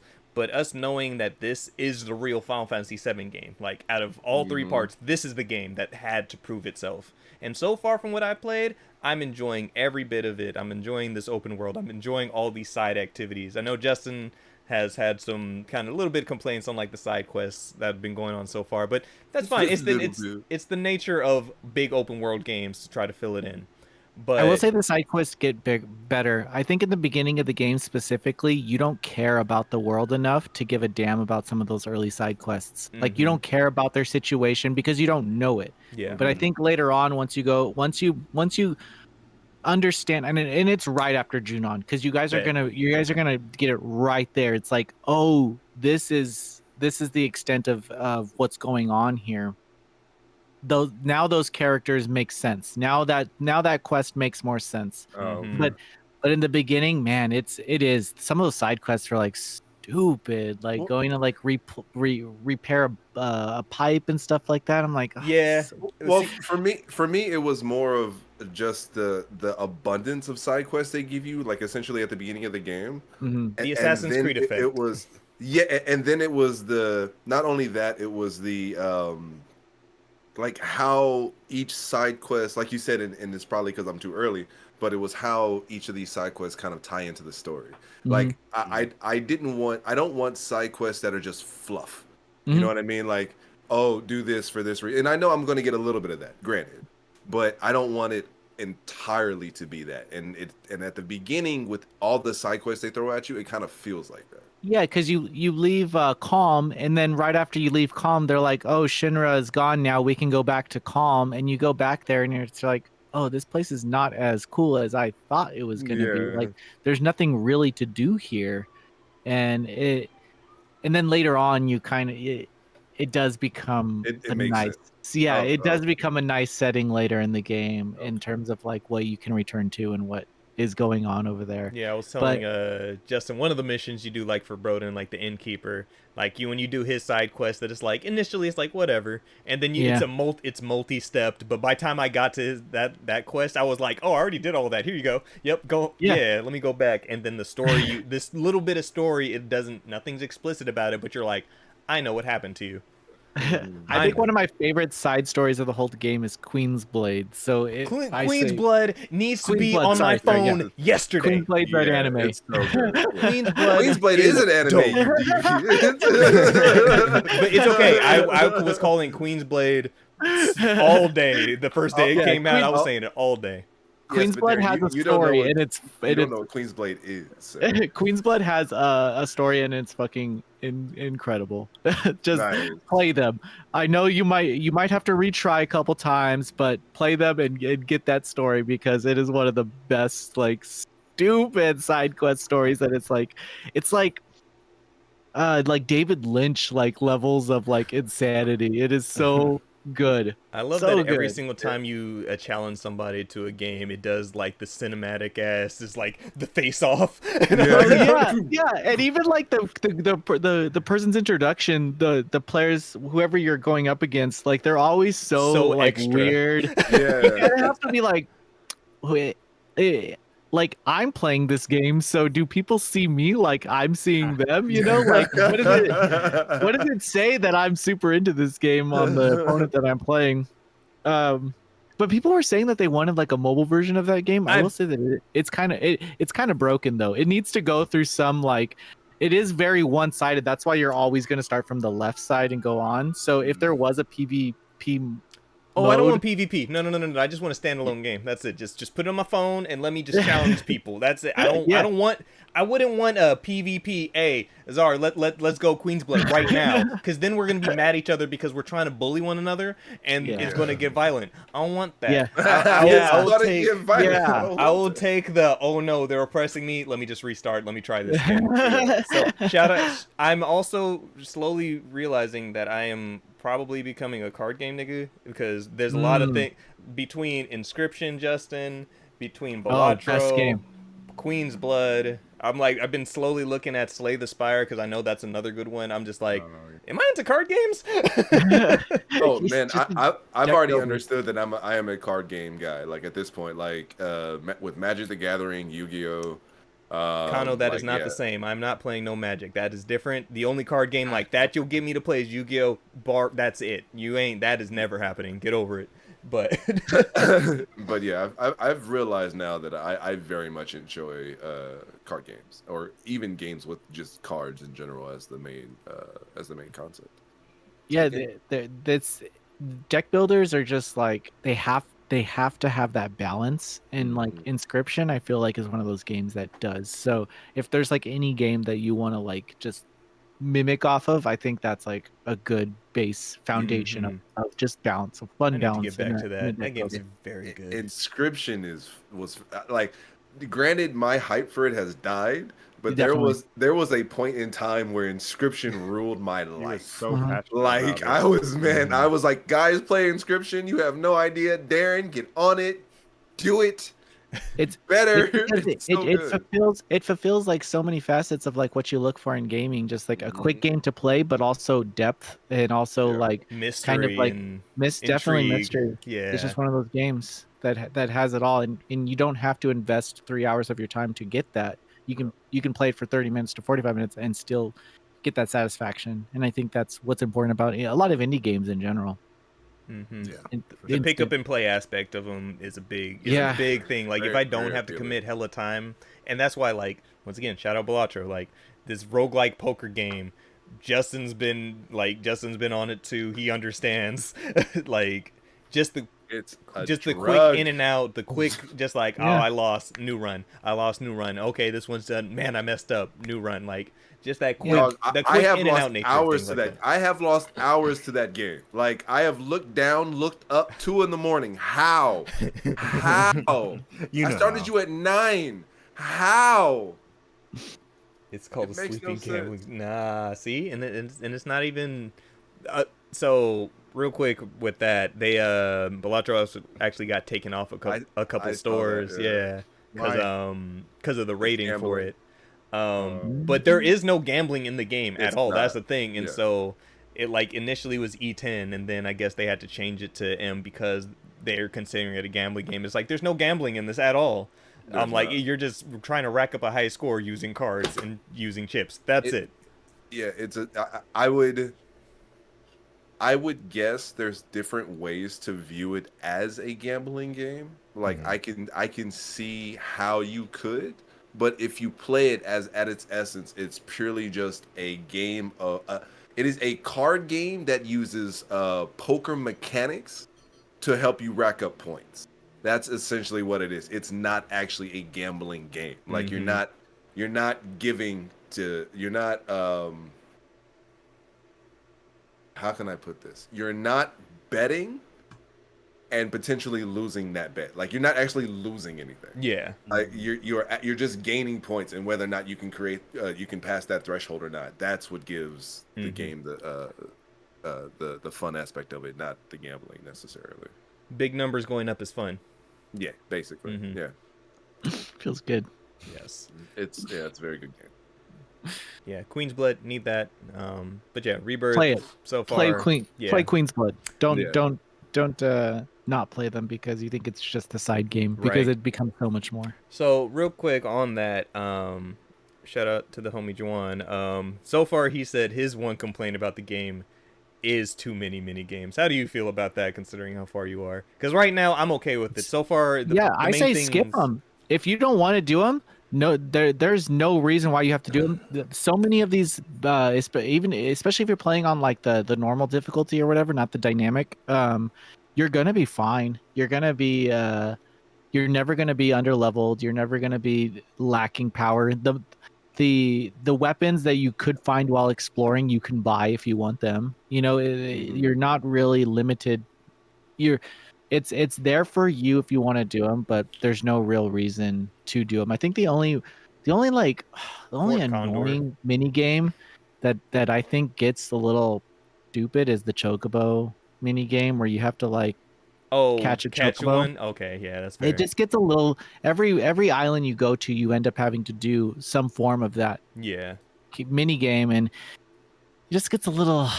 I don't know, the fact that you have to get a chocobo. It slows down the pacing of everything. Yeah, especially if you keep dying or keep failing Keep at getting it. caught by the other chocobos, and yeah, the second one in the Junon region, like where you have to turn on the little train carts and kind of creep along with it. I was like, this. Let me just hop on the goddamn chocobo. Yeah. So, I think that's the only mini game that you're like forced to play. As far as the chocobo, yeah. And then if you're doing the side quest for like right now for like the proto relics in Junon, you have to play Fort Condor. Fort Condor. Yeah. And I was like, I like Fort Condor. I like seeing the original pixel polygon versions of the characters. But that game is oppressive though.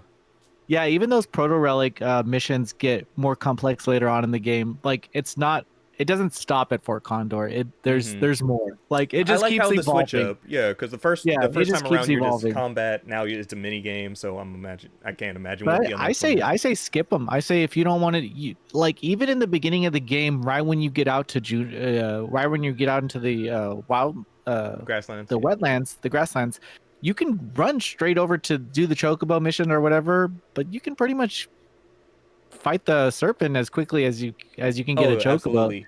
But me though, I'm gonna do all of that. I didn't leave nothing. There is this side quest right in the beginning of the game in the grasslands where you get the chocobo that can walk up the walls. Yeah, that's the second one. Yeah. So you can get that's in the second part. You're right. So you can walk up the walls or whatever, but there's this cave, and there's this guy that's sleeping in there, and this guy was. And I don't know if you can do it in this game, and I'm curious to go back and try it. But in the original, this guy slept in this cave, and you can get him like kind of by accident. But if you had like a double numbered battle number, like 33, That's right. That's 66, right. like he'll give you mithril. Yeah. And that guy is in this game, but it was just it sucked because I wanted to try and like go in a fight and then go back to him and see if what he is, but the fights are so far away from where he is that you have to walk up like 2 walls, and I was like, oh, this is gonna take too long. Yeah, more than likely it's not, because it's like, even though that is a side quest, it's like that's how you get your chocobo in that area. You have to go to dude. So I just wanted to see if the mithril, that stupid mithril that he gives, it gives you that. But I doubt you need it, because I mean, the editor-in-chief of Noisy Pixel, he got the platinum and he didn't have to do that. So I just like those Easter eggs.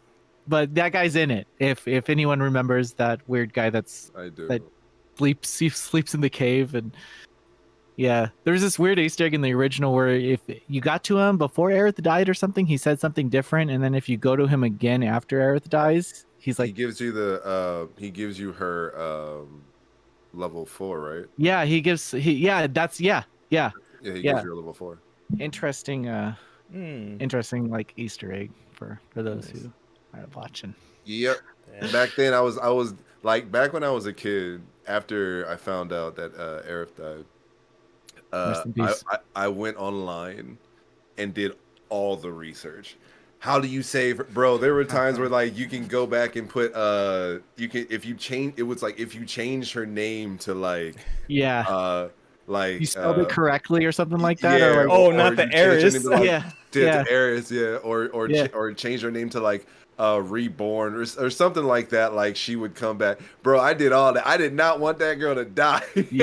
I did not want her to die. I thought that I was under the impression that in the booklet, if you open up the case to Final Fantasy VII, it's like you see an FMV screenshot of her in front of the high wind, and I was like, well, after she died, I never saw that FMV leading up to that. So clearly she comes back, because they wouldn't just make something like this. End credits, that FMV never comes. And they still use that. They still use that key art too. So if you see the key art of Aerith standing in front of like the airship there, that was in the original game, and that's what gaslit me into thinking that Aerith didn't really die. And headcanon. Or maybe I gaslit myself again. Yes, it's all good. All false marketing. It's to keep you intrigued. Yeah. And there was no internet back in there back then for anybody to tell me I was wrong, so I just lie to everybody and say we all tried getting that Mew from underneath the truck in Cinnabar Island. I had a friend who unlocked Sonic and Tails in Melee. So. See, we all know about internet lies back in the day. All right, and so now moving on to Pokemon. So Pokemon Day also happened this past week, and there was a lot of mobile game news. There's stuff coming to Pokemon Mix, Cafe Mix.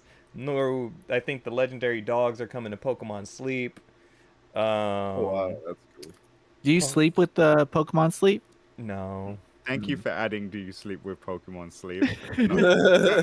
I heard where it was going, and I didn't want to end it on that. Do you sleep with Pokemon? I mean, I went to the press event for Pokemon Sleep, and it was an overnight thing, and I had to sleep with the phone pretty much, but they wanted me.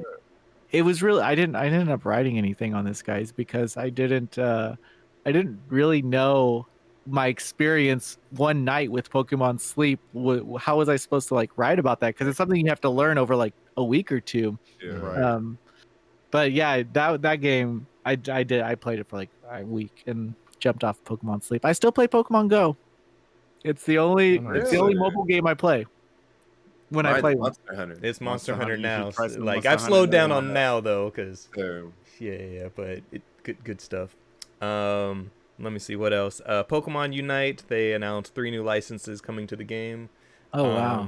Miraidon, how's that game doing? Deontay's actually been on it as of late. Yeah. Mm-hmm. Miraidon is fucking terrible, and it should be banned from ranked play.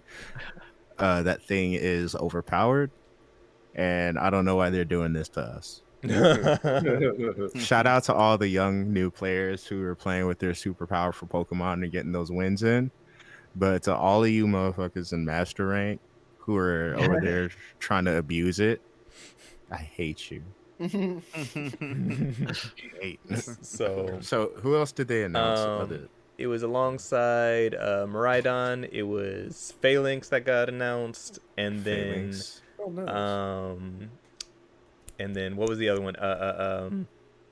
It's one of the. It's cool. It's in the new generation. The dual bladed Pokemon. What was that one's name again? I didn't play the last game. Man, it's so cool. I have it on my party. I didn't play the last game. Cerulege or something like that. Okay. The last Pokemon I played. Cerulege. Yep, I was right. Yeah. Or maybe Y. Y. I played Y. Pokemon Y. I played Sword. I own them all. I buy them all, guys. Please, I do. I'm there. Please play Scarlet and Violet. It doesn't matter about the DLC, but please play the base game of Scarlet and Violet. It's actually a really, really good Pokemon game. It's definitely the best within years. The post game. I heard cool. The story is up there with like Black and White. It's very good. Like I was very surprised by the end of it, and the Toby Fox music at the end. Oh. Darren was on it for a while. Like by the time I was done, I was like, this is one of the best Pokemon games in years. Okay. It doesn't perform the best, like naturally, we all know that. But as a Pokemon game for what it is, and the way that you're able to navigate that open world and kind of bounce around to objectives however you want to, like, because it all kind of falls in line with the others. Like, okay, I'm trying to get here. Oh, Pokemon aren't listening to me anymore because I'm too strong. Let me go mess with the gym.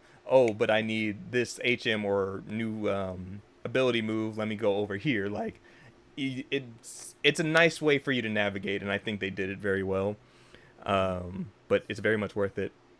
And then I know there was some other smaller news that popped up, but the main thing was they ended with announcing Pokemon ZA, Pokemon Legends ZA, which is pretty much. It looks like the Legends version of X and Y of the 6th generation. That's Zaza. That's Zaza. Yeah. And so it's interesting because like from the little tease that they gave us, it's like the reconstruction project for Lumio City, which was like the main city in X and Y. And as far as X and Y, like that's now came out 11 years ago. Like for me, that was a special game just as a Pokemon fan for all these years, and then seeing it actually get to be a 3D game, that was a special moment, seeing those gates open for the first time. And then you play it and you realize, wow, this is baby's first Pokemon game. All right. But Mega Evolutions were introduced in that, and Mega Evolutions were great, and they're already teasing that they're coming back. Did you expect this new Pokemon game to be announced? I expected a new Pokemon game. We all thought it was going to be 2nd gen. Yeah. I don't think anybody saw Lumio City like popping up at all. But based off of the tease, it seems like more futuristic just with the way they were like kind of displaying everything. But if like the previous Legends game, they're going back in time, man, show me the war that happened in X and Y, okay? Show me that, because the story of X and Y was kind of crazy over this little flower baby. So, so if we get to see that, let's go. Let's see the origins of Mega Evolutions. Let's see why this entire region was surrounded by war. Like, give us that, because that was an actual deep Pokemon story, despite it being like I said, baby's first Pokemon. So, it's going to be interesting. It's going to be coming out 2025. So, no Pokemon this year. I'm happy. Yeah, we don't need a Pokemon this year. Yep. It's fine. We'll all survive. I mean, we got too many other bangers anyway we're gonna be playing. So. I got another anime hitting Netflix this Thursday or something. We'll be all right. Like we got plenty of Pokemon. I think they announced another little season of Pokemon Concierge on Netflix. I don't know if you guys have watched that, but please watch Pokemon Concierge. It's so wholesome. It's good. It's very good. It's very good. I was surprised on how good it was. Like I thought I was just like, man, look at all this merchandise that they're about to sell. But like all I care about right now. Lotus meets Pokemon. Is it that? What's up? I said it looked like White Lotus meets Pokemon. Is it White Lotus? I am not sure what White Lotus is, so I cannot. Okay, cannot say, like, but it's an HBO show. But so I heard it was like it's cute as fuck. Like I think the episodes are short too. Like they're only I think 8 to 12 minutes. There's only like 4 or 5 episodes. Like one binge session you can knock that out. Yeah, and it's just you're just like, man, I feel good. Like that Psyduck is adorable. There's this Pikachu with anxiety, and then he gets over it, and he's having a good time by the end. Pikachu's having anxiety. An anxious Pikachu. Like it's like this guy on the island. Like he's trying to go out and have fun with this Pikachu. I think it's a kid in this Pikachu, but the Pikachu's like super shy, doesn't want to leave his trainer's side or anything like that. And then just over the course of the episode, like the Pikachu sees the main girl and like the Psyduck have fun and all that, and just kind of just opens up a bit more. And so you see the Pikachu find its voice, and you're like the kid's like, Pikachu, you've never been that loud before. And it's like, I'm like, oh, you've never peeked like this. Honestly, that's basically what happened. And so when you hear that last like Pika-Pee, you're like, oh, look at the boy. It's a good time. So I'm glad to see more episodes of that popping up. But also, let's not forget that they're bringing the card game to mobile, which that opening pack experience looks so satisfying, bro. Yeah, it's in Euphoria. Just that's the only way I see myself getting into Pokemon cards for sure. It's right. Mm-hmm. Yeah, same. Like Yu-Gi-Oh, like I said, that's my TCG right there. But I will never buy another actual physical card pack again. I'm good. My DM plays the Pokemon card game, like kind of religiously, actually. Really? Yeah, I made like a Charizard VMAX deck just because I liked the illustrations, but I don't play Pokemon at all. I just really liked the card illustrations, and I was like, that'd be the type of hype I'm on. I'd have the card deck just to look through the card deck when I'm sitting alone. Oh yeah. Mm-hmm. I made a Yu-Gi-Oh deck too a long time ago just to be cool, just to be with the because I started college and I was like, I gotta find some friends, and I saw some guys playing Yu-Gi-Oh and I sucked at it, but I made a Gravekeeper's deck. Yeah, it was fun. It was really fun. Master Duel, shout out! Still one of the best, one of the best digital card games out there right now. Master Duel is really and still going strong. It's funny, 2-year anniversary recently. I don't know much about Yu-Gi-Oh, and playing Master Duel with these guys is what kind of got me into actually playing the card game instead of just watching them break the rules of the anime. Facts every time. So I didn't know what I was doing, and all of them were all like, look, just pick some cards that look cool or that you think you want to use. Pick an archetype and figure it out. Then you got this. He's like, look on YouTube and then figure out how to build a deck. And I did exactly that, and then I came back with a Utopia deck, and everybody was like, "Boo!" Guys, I do have to say that I have a hard stop at 3:30, and I'm sorry. That's good. Absolutely. I wish I could stay forever with you guys, though. I had so much fun. It is all good. Let's do this again. Sorry, audience. I will be back. You can bet that we're gonna be. They don't know about this yet, but we plan to do PAX East stuff with them. So whoever's going, we want to plan some stuff. So expect to be seeing us together a lot more. Yes, definitely. Well, as a send off, as a send off to the homie Azario, once again, before you head out, go ahead and let the people know where can they find you at, sir. Noisypixel.net. I live there. Yeah, just Azario says on Twitter. I think Yeah, I'm Azario says everywhere. It's Azario. The name, like, you can Google it, and I'm like it kind of sucks. He's because that guy. You can't be an asshole with a name like Azario because it's too easy to Google. You Yeah. know, it's like I can't hide behind Mike Jones or something. Like, I can't do that. So yeah, Azario on everything, and Perfect. but I'm mostly on Noisy Pixel, just hanging out, writing about video games, and still having fun. 13 years later, whatever, 10, Good. 11. That's Who's what counting? it's about. Very good. Yeah, Yeah. next time we have you on, we'll have to get back to the origin story because I Yes, know sir. we kind of took the right. Yeah. So, I got so much to say too. It's all good. Yes. Don't worry. Yes, There will be sir. more, Yes. We're gonna have brother. a part 2. But Yeah. well, I'll see you guys soon. GDC, I'll probably see a few of you guys. Yes, We'll- sir. Yep. We'll So hang out in a couple weeks. Go ahead Yep. and I'll send you the email to send the file over to. But Yeah, appreciate yeah, you, my yeah. friend. Thank Yeah, you, for sir. sure. And until next sir. time, yes, sir. Bye, guys. Honey. Peace. Peace. And then for us, still here, we got depression to talk stopping? about. Are we stopping recording or No, not? no. We're No, still going. You ain't free yet. But so final topics on our end though. Industry layoffs aplenty once again. Yeah. So Yikes. just to end off on the somber industry notes, because like we talked about a little bit pre-show, you know, we all have our own individual jobs that we do outside of this funny video game business, but the funny video game business is not cool. It's not a good time.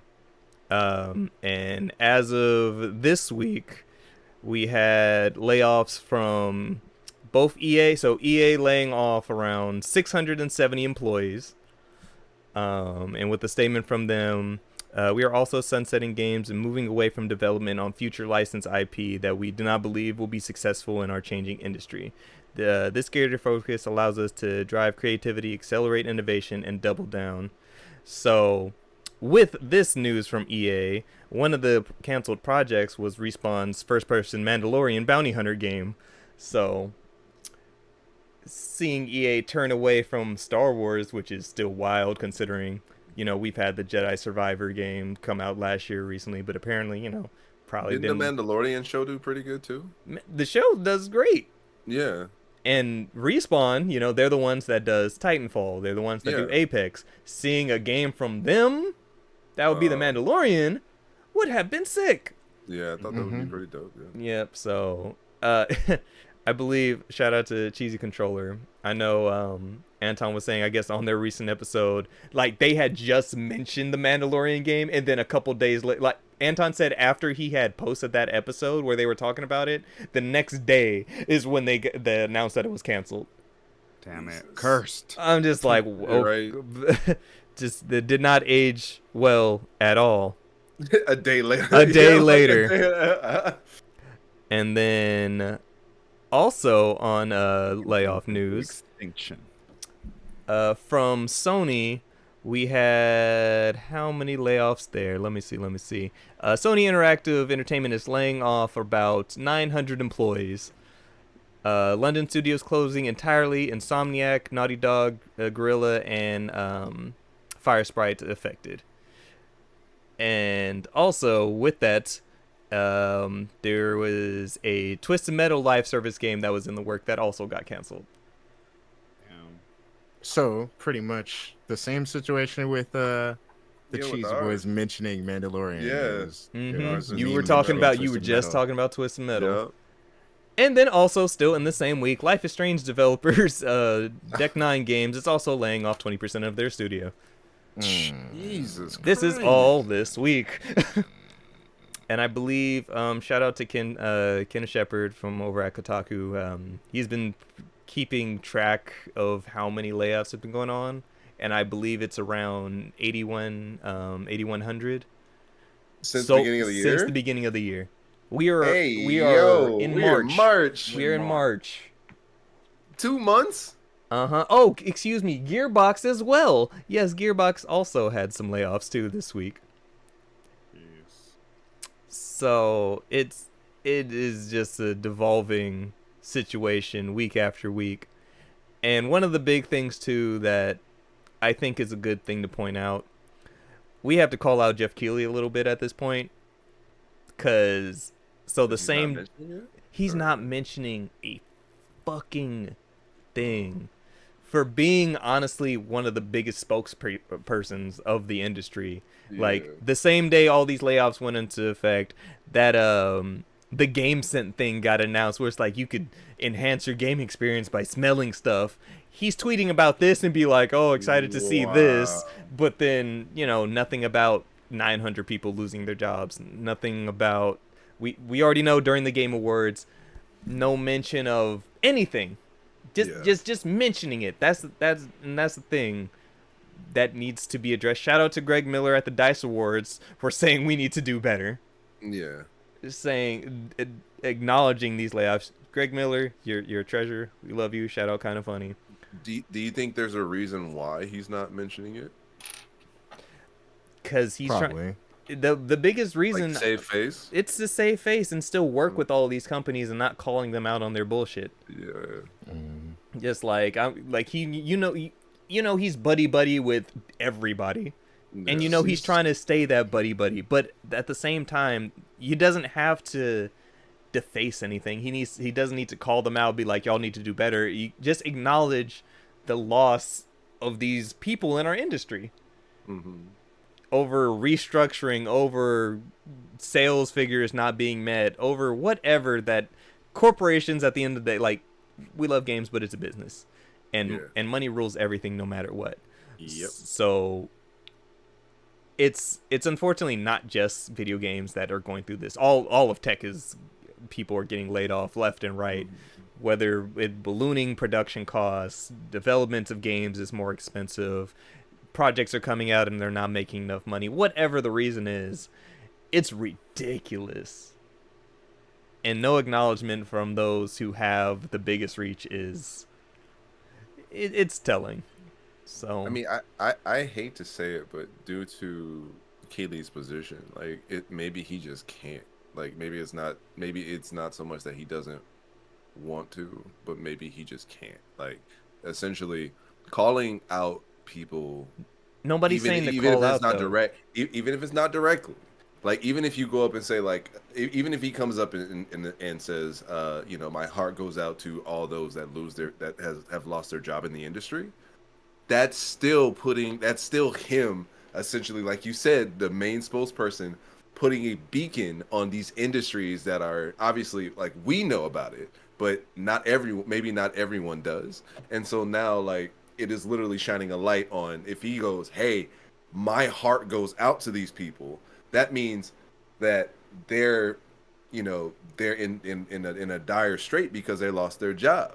And so it's going to now put eyes on the companies that obviously had these layoffs. And so I see nothing wrong with that. I think you don't, like, speaking up for what's right. It's like at some point in time, if you're just speaking out, like, I'm sorry that this happened to you, like, I think that at the very least is something that you could do without, I don't know, ostracizing anybody. Like, yeah, exactly. Yeah, I mean, I don't think that's burning any kind of relationship, because you're not calling it's as an industry. It's as a whole. I'm not saying, he's not saying my heart goes out to these Sony employees, out to Microsoft, to EA. Nobody is getting targeted. Nobody is being specifically selected. It's just, we've had a lot. There's been a good year in games, but we have lost a lot of those who have worked in this industry that make our industry great. Like, it's easy to give a positive message out with the negative impact that's happened. There's so many. That man is PR trained like a motherfucker. There's an easy way for him to say that. If we can get official statements from companies saying, unfortunately, blah blah blah, because they'll give that corporate speak to why this happened. He can do the same. Because if in these statements they're saying, unfortunately, we had to make job cuts, whatever, it's unfortunate. It had to be done, but they're making a statement like, hey, this is what happened. It's easy to just say, games are great, and the people that make them great, unfortunately, stuff is going on in our industry. Yeah, and that's that's all people really want from him. And you're not necessarily burning any bridges by addressing the honest fact that people have lost their jobs, right? Especially when you're not pointing fingers at people. You're just saying this situation is unfortunate, which is it's a blanket statement. Even the people who have done the firing, like Darren said, are saying the exact same thing. This is an unfortunate situation. Just address it, right?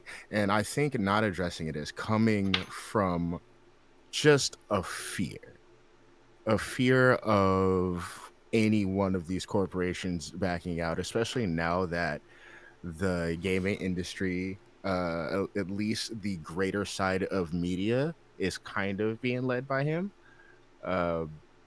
And not knowing necessarily what to do in this situation, which is weird because, like Darren said, he is very PR trained. He's proven thus far that he is. So in this, I think it's more or less he thinks he can better weather the storm by not saying anything. But yeah, it's a choice, but it's coming to the point now where people are taking notice. And that might not necessarily play out like in other cases it would play out perfectly, because it has, but it doesn't always. And this is becoming one of those situations where, like I said, people are taking notice, and unless he does kind of say something, he's going to take a hit from the public side, that for the sake of not taking a hit from the corporate side. Because like I said, it's like, okay, same morning, 900 people lay it off from Sony. GameSense. Oh, I'm excited about GameSense. That is like, yeah, that is what is GameSense, by the way? Objectively tone deaf. Yeah. What it's this new thing that'll make you be able to smell the shellings of bullets. It's fucking smell-o-vision, bro. It is smell-o-vision. It's fucking smell-o-vision. Where's the smell gonna come from? It's this little box thing that's yeah. I think it's gonna be at GDC and PAX and stuff like that. So I'll give it a try, but it's like, all right. I don't honestly. I'm not gonna hold you. I don't care. and that's the point, Justin. Shit that you be walking past in games, I'm not sure if I want to smell that shit, bro. Right? So you can smell the bullet. So like Deontay said, tone deaf. There's these two things that got announced. One is vastly less of a thing than the detriment that just happened at several studios. But let's talk about smelling stuff in games. All right. Yeah, it's very tone deaf. Right. If he had said nothing in this circumstance, right, it would have been better. It would have been better than seeing these two things news-wise pop up at the exact same time, and this is the thing that took precedent. All right. Yeah, I mean, he was probably required to respond. No, we got a PR email about that, dog. Whatever, man. I feel like I'm trying to. You're trying to play devil's advocate. Yeah, because I'm trying to see where it makes sense, and that's why like I posed the question to you guys and then base it off of like if I was coming from like you said, like the devil's advocate perspective. Like I'm trying to make it make sense, and it's not. and that's the biggest thing. It's not making sense, and that's why everybody's having a problem right now.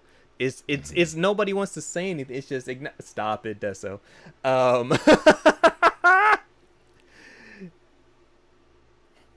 Yeah, huh? Why? Cause you're nasty. Cause you're nasty. I mean, it's not Senri Kaku. You know what I'm saying? You stupid. Stupid. But overall, it's like I said. It's the lack of anything that people take notice of. Yeah, we talked about this prior to the Game Awards. Is he going to say anything? And nothing is said. Yeah. 8,000 jobs have been lost in 2 months of this year, and nothing is being said. Wait, and how many? I know it was some ridiculous fucking amount, but how many were lost by the time? And weren't their jobs lost like right before the Game Awards? Mm-hmm. It was last year that specifically where before the Game Awards, like that's when the IGN layoffs happened. That's when Right, the right, layoffs. right. Yeah. So and how many at the time? I think by the time we got to the Game Awards, there was like some astronomical. It was an astronomical number, but all the same, it's acknowledgement. Like I said, you don't have to call out anybody. It's just acknowledging, damn, this sucks. I mean, they had protesters right outside of the Game Awards, right outside and everything. Yeah. And still, it wasn't mentioned. It's like I know that he knew that they were out there. Yeah, he had to have known. Of course, he had to have known. And then all the people that were walking inside with the badges on too. Yeah, it's like, come on, dude, come on. Yeah, so willful ignorance. Skin shoutouts. It's so. It sucks to see EA 670 layoffs and me reaching out to people, hey, you good? Xbox, hey, you good? PlayStation, you good? Like, checking up on people that we know in these industries, and all we see is a number. We see a percentage, and it's just like, at the end of the day, that's all the companies see is a number and a percentage, and not those individual talents that... And... I mean, but I heard that's how essentially you're able to kind of separate yourself. You just essentially look at everyone as numbers. Yep. You know, it's not, you know, like, it's not, you know, John, Rachel, and Timmy lost their jobs. It's just 20%. Yep. You don't know who. It's just 20%. Right. It's a number. Let's see. As of last year, it was over 9,000 people. And we're already more than halfway to what last year's layoffs was in 2 months. It's insane. Jesus Christ. Corporations doing corporate things. Pumping, Absolutely. It's crazy. And like Zario was talking about, it's been a crazy year already. We've had game after game, but then even just having other conversations, no matter how big these games are, then you hear stuff on the back end and it was like, yeah, it did good. Didn't do as good as we wanted it to. Yeah. And it's like I said, corporations are going to corporation.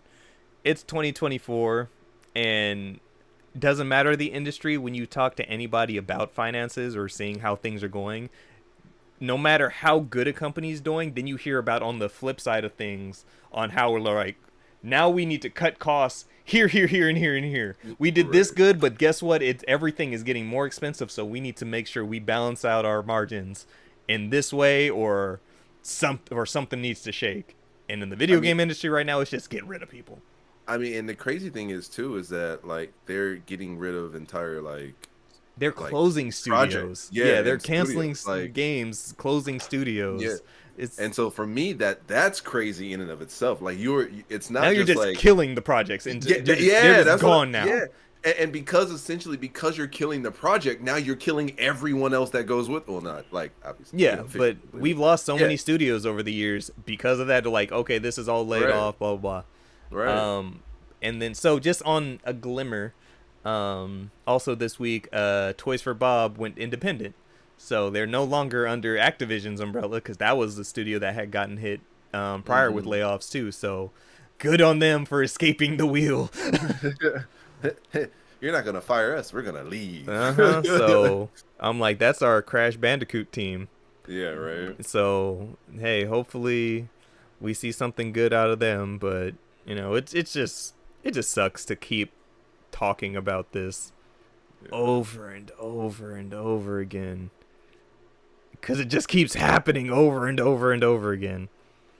And then another thing from Jason Schreier early in the week, Saber Interactive, developer of Star Wars Knights of the Old Republic remake, will leave Embracer in a $500 million deal to become a privately owned company, the biggest move yet in Embracer's ongoing cost-cutting initiative. Bro, we were talking, you know, the crazy thing is when Embracer first came out and started buying everything, we even said, we were like, yo, how are they going to This is too much.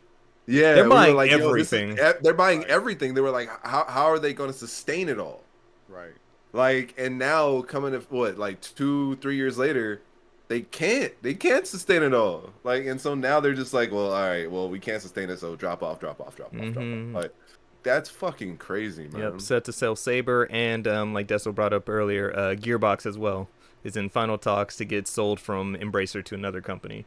So fucking ambitious. I get the ambition, but come on, man, you got to look at it down the line. What was it? It was that deal that fell through. That was last year, right? And it's like, as soon as that deal fell through, everything's been fucked for Embracer since. Everything's been everything. So can I say that with all the layoffs, and all of the game studios being dropped and the game projects being dropped, what a miracle it is that, regardless of how good or not good it is, that we actually ended up getting a Skull and Bones after everything that game went through. The fact that we still got a thing at the end of it is a miracle, bro. Has anyone tried it at all? I played the beta for it when that was going on, and I think it would be pretty cool with friends, but like as far as what I was doing by myself, I was like, this would have been fun 5 years ago. Bro, this would have had my attention years ago, but it is. I'm like, there's too much out now. Yep. It's too little, too late. That's my biggest thing with Skull and Bones. It's there was a time for that game right now. Huh? I think that's the overall consensus for that game right now. Is that it's a bit. It's just like this would have been fun years ago. Suicide Squad. This may have been fun years ago. Now it's some of these games are coming too little, too late. The thing is, that could have been a completely different game, bro. Yeah, that game has taken several different forms over the past decade. 7 years, yeah, something like that. 7 years. So, would have been a competitor to Sea of Thieves, but not now. Yep. Right. Not now. Oh, is what it is. And then I think with that, that's all we got, boys. Anything else on your ends? No, that's it. Go play 7. 7 Rebirth is a good game. Play Cocoon, get your mind working. Get your mind working. Watch Ninja Kamui. Yes. That's my shit. I need to get on episode 2 and 3. Oh, and I mentioned it in our little chat, but as a Halo fan who thought that the first season of the show was just okay, the last 2 episodes of Halo have been some of my favorite TV all year. Oh, I'm gonna love this shit then. If I like the first season and you're saying that the second man, damn, man, when shit popped off, I was like, yo, like the fact that I'm coming out of this and like, all right, first off, Chief is like my 4th favorite character in the show. Like, I'm keep it solid. Soren though, Bokeem Woodbine, you know, the meme evil Dave Chappelle, that actor. I need this man to have his own show. I need that character to have his own show. I love that character so damn much in this show, and he's such a good actor. I'm a very good actor. You're right. And fucking Condon is here. The guy who played in Black Lightning is Tobias Whale. I haven't seen Black Lightning. The one where we get all those clips of the albino dude saying the super problematic shit. Oh, yeah. Yeah. Quick to call you an ashy Negro. hey, to be fair, his character made me want to watch Black Lightning so bad. He was good, but he's playing the complete opposite of that character in here, and he was also one of my favorites, like real quick. So, yeah, it's surprisingly good TV. Also, Netflix, I watched House of Ninjas, and let me tell you, watching Ninja Kamui, which its beginning setting is like ninja who wanted out of that life. And then watching House of Ninjas, which setting is ninjas who wanted out of that life.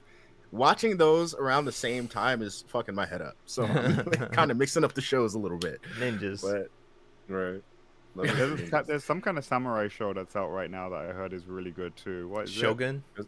Shogun. There we go. Yeah, I heard it's very good. I hear it's good too. Yeah, I will be watching that soon. Yes. Yeah.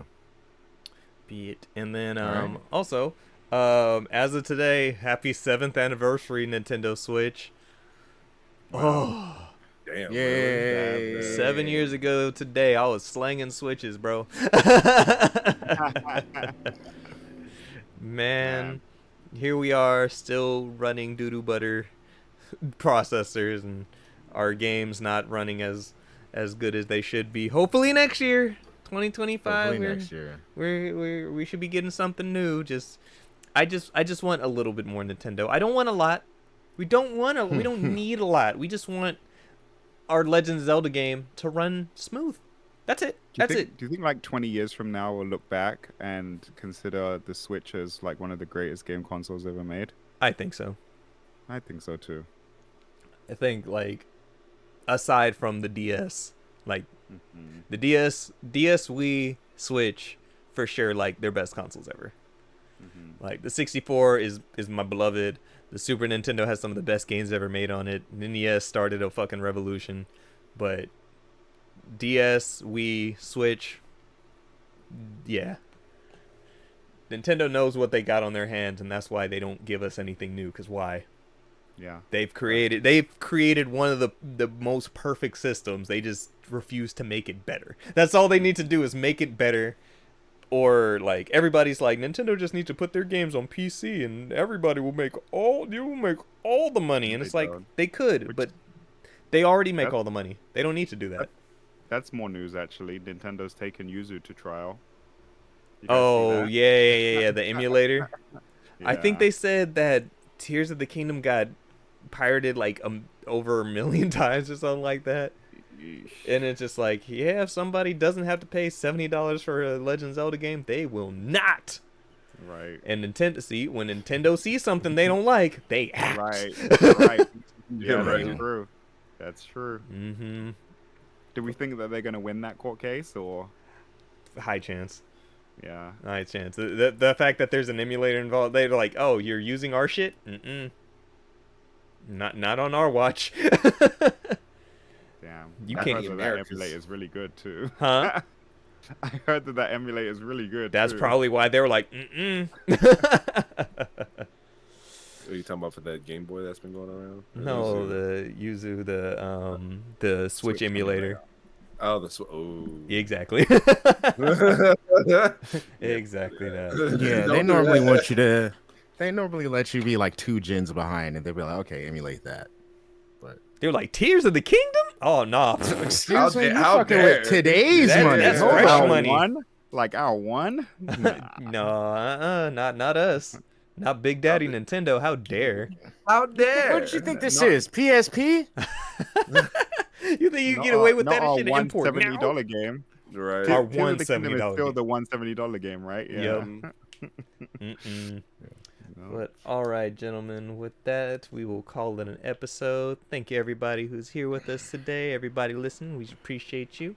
Remember, you can follow us anywhere at Rusty Rupees or Rusty Rupees with 2 Y's on Twitter, because Twitter's some who's. Catch us right here at twitch.tv/RustyRupees or youtube.com/RustyRupees. Hit that like, hit that sub bell, all of that jazz. We appreciate you. Remember, you can follow me anywhere at XXShadowKami XX. Justin? Row Ninja 23. Deontay? 13 Cross, spell it out. Don't be lazy. And Cameron? Fly Richie, IE, no Y, #IndieWatch.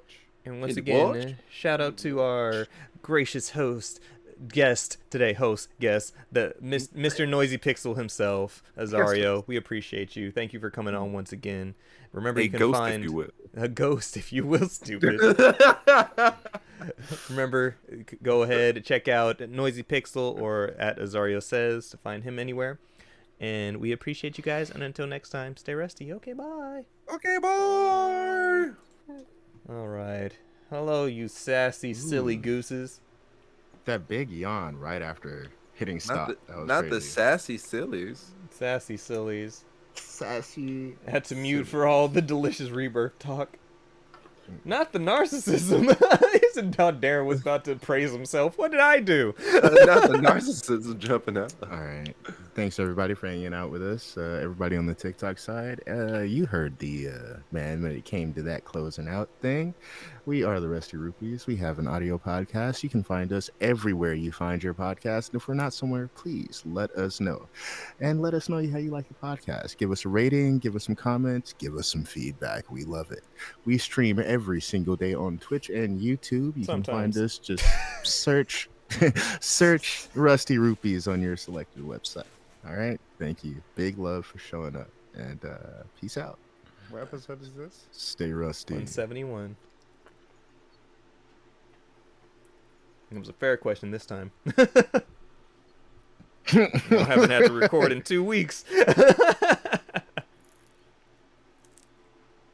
We haven't recorded in 2 weeks? As far as using Audacity. Actually, Audacity, I know time is an illusion, Cam, but it hasn't been like that. Time is an illusion. He said it like he bought it for a second. Really? Deontay, I'm playing Venba next week. Just FYI. That's my name. I've decided. Okay. From Power World to Venba, huh?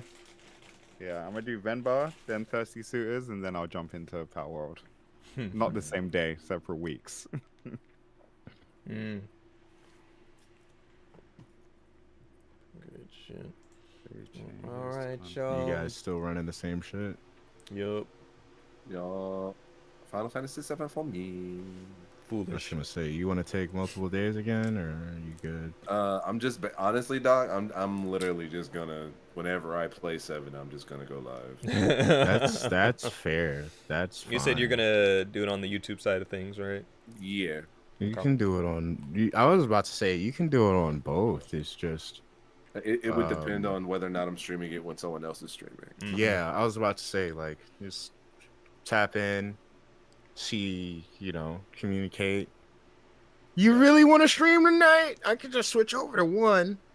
Be all like, okay, now at the 7:00 mark, for those who want to stay with the Final Fantasy thing, it's time to move over to YouTube.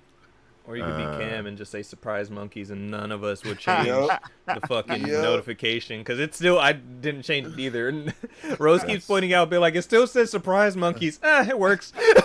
Surprise monkeys. It works. But, all right, y'all. But we gonna call it a streamy stream as well. Appreciate y'all for coming through. Yeah. Let's see who we gonna send this old raid over to. Let's see. I mean, how y'all liking the new view? I'll probably just keep it like this. That's dope. Do it. Keep it like that. Now that I have the good angle right to where like now the mic is not just in my face. Angles. We're all more visible. We're all more centered. This is a good screenshot right here. Yeah. The boys. Let's see. Speaking of screenshot, we still need to take pictures. We've been saying that for the longest, but we need to just do that. Life be life. Wait, Cam, I know you got some photography friends. Photography. That man got a camera and a tripod. He said photography friends. Yeah, I did. No, I know. He's talking good ones. But anyway, y'all, I'm going to send this raid over to BK. She's on some Horizon. Go on, send a shout out to the homie. And until next time, everybody, stay rusty. Okay, bye. Peace out, y'all. Stay rusty. Okay, bye, Johnny. Peace. Since I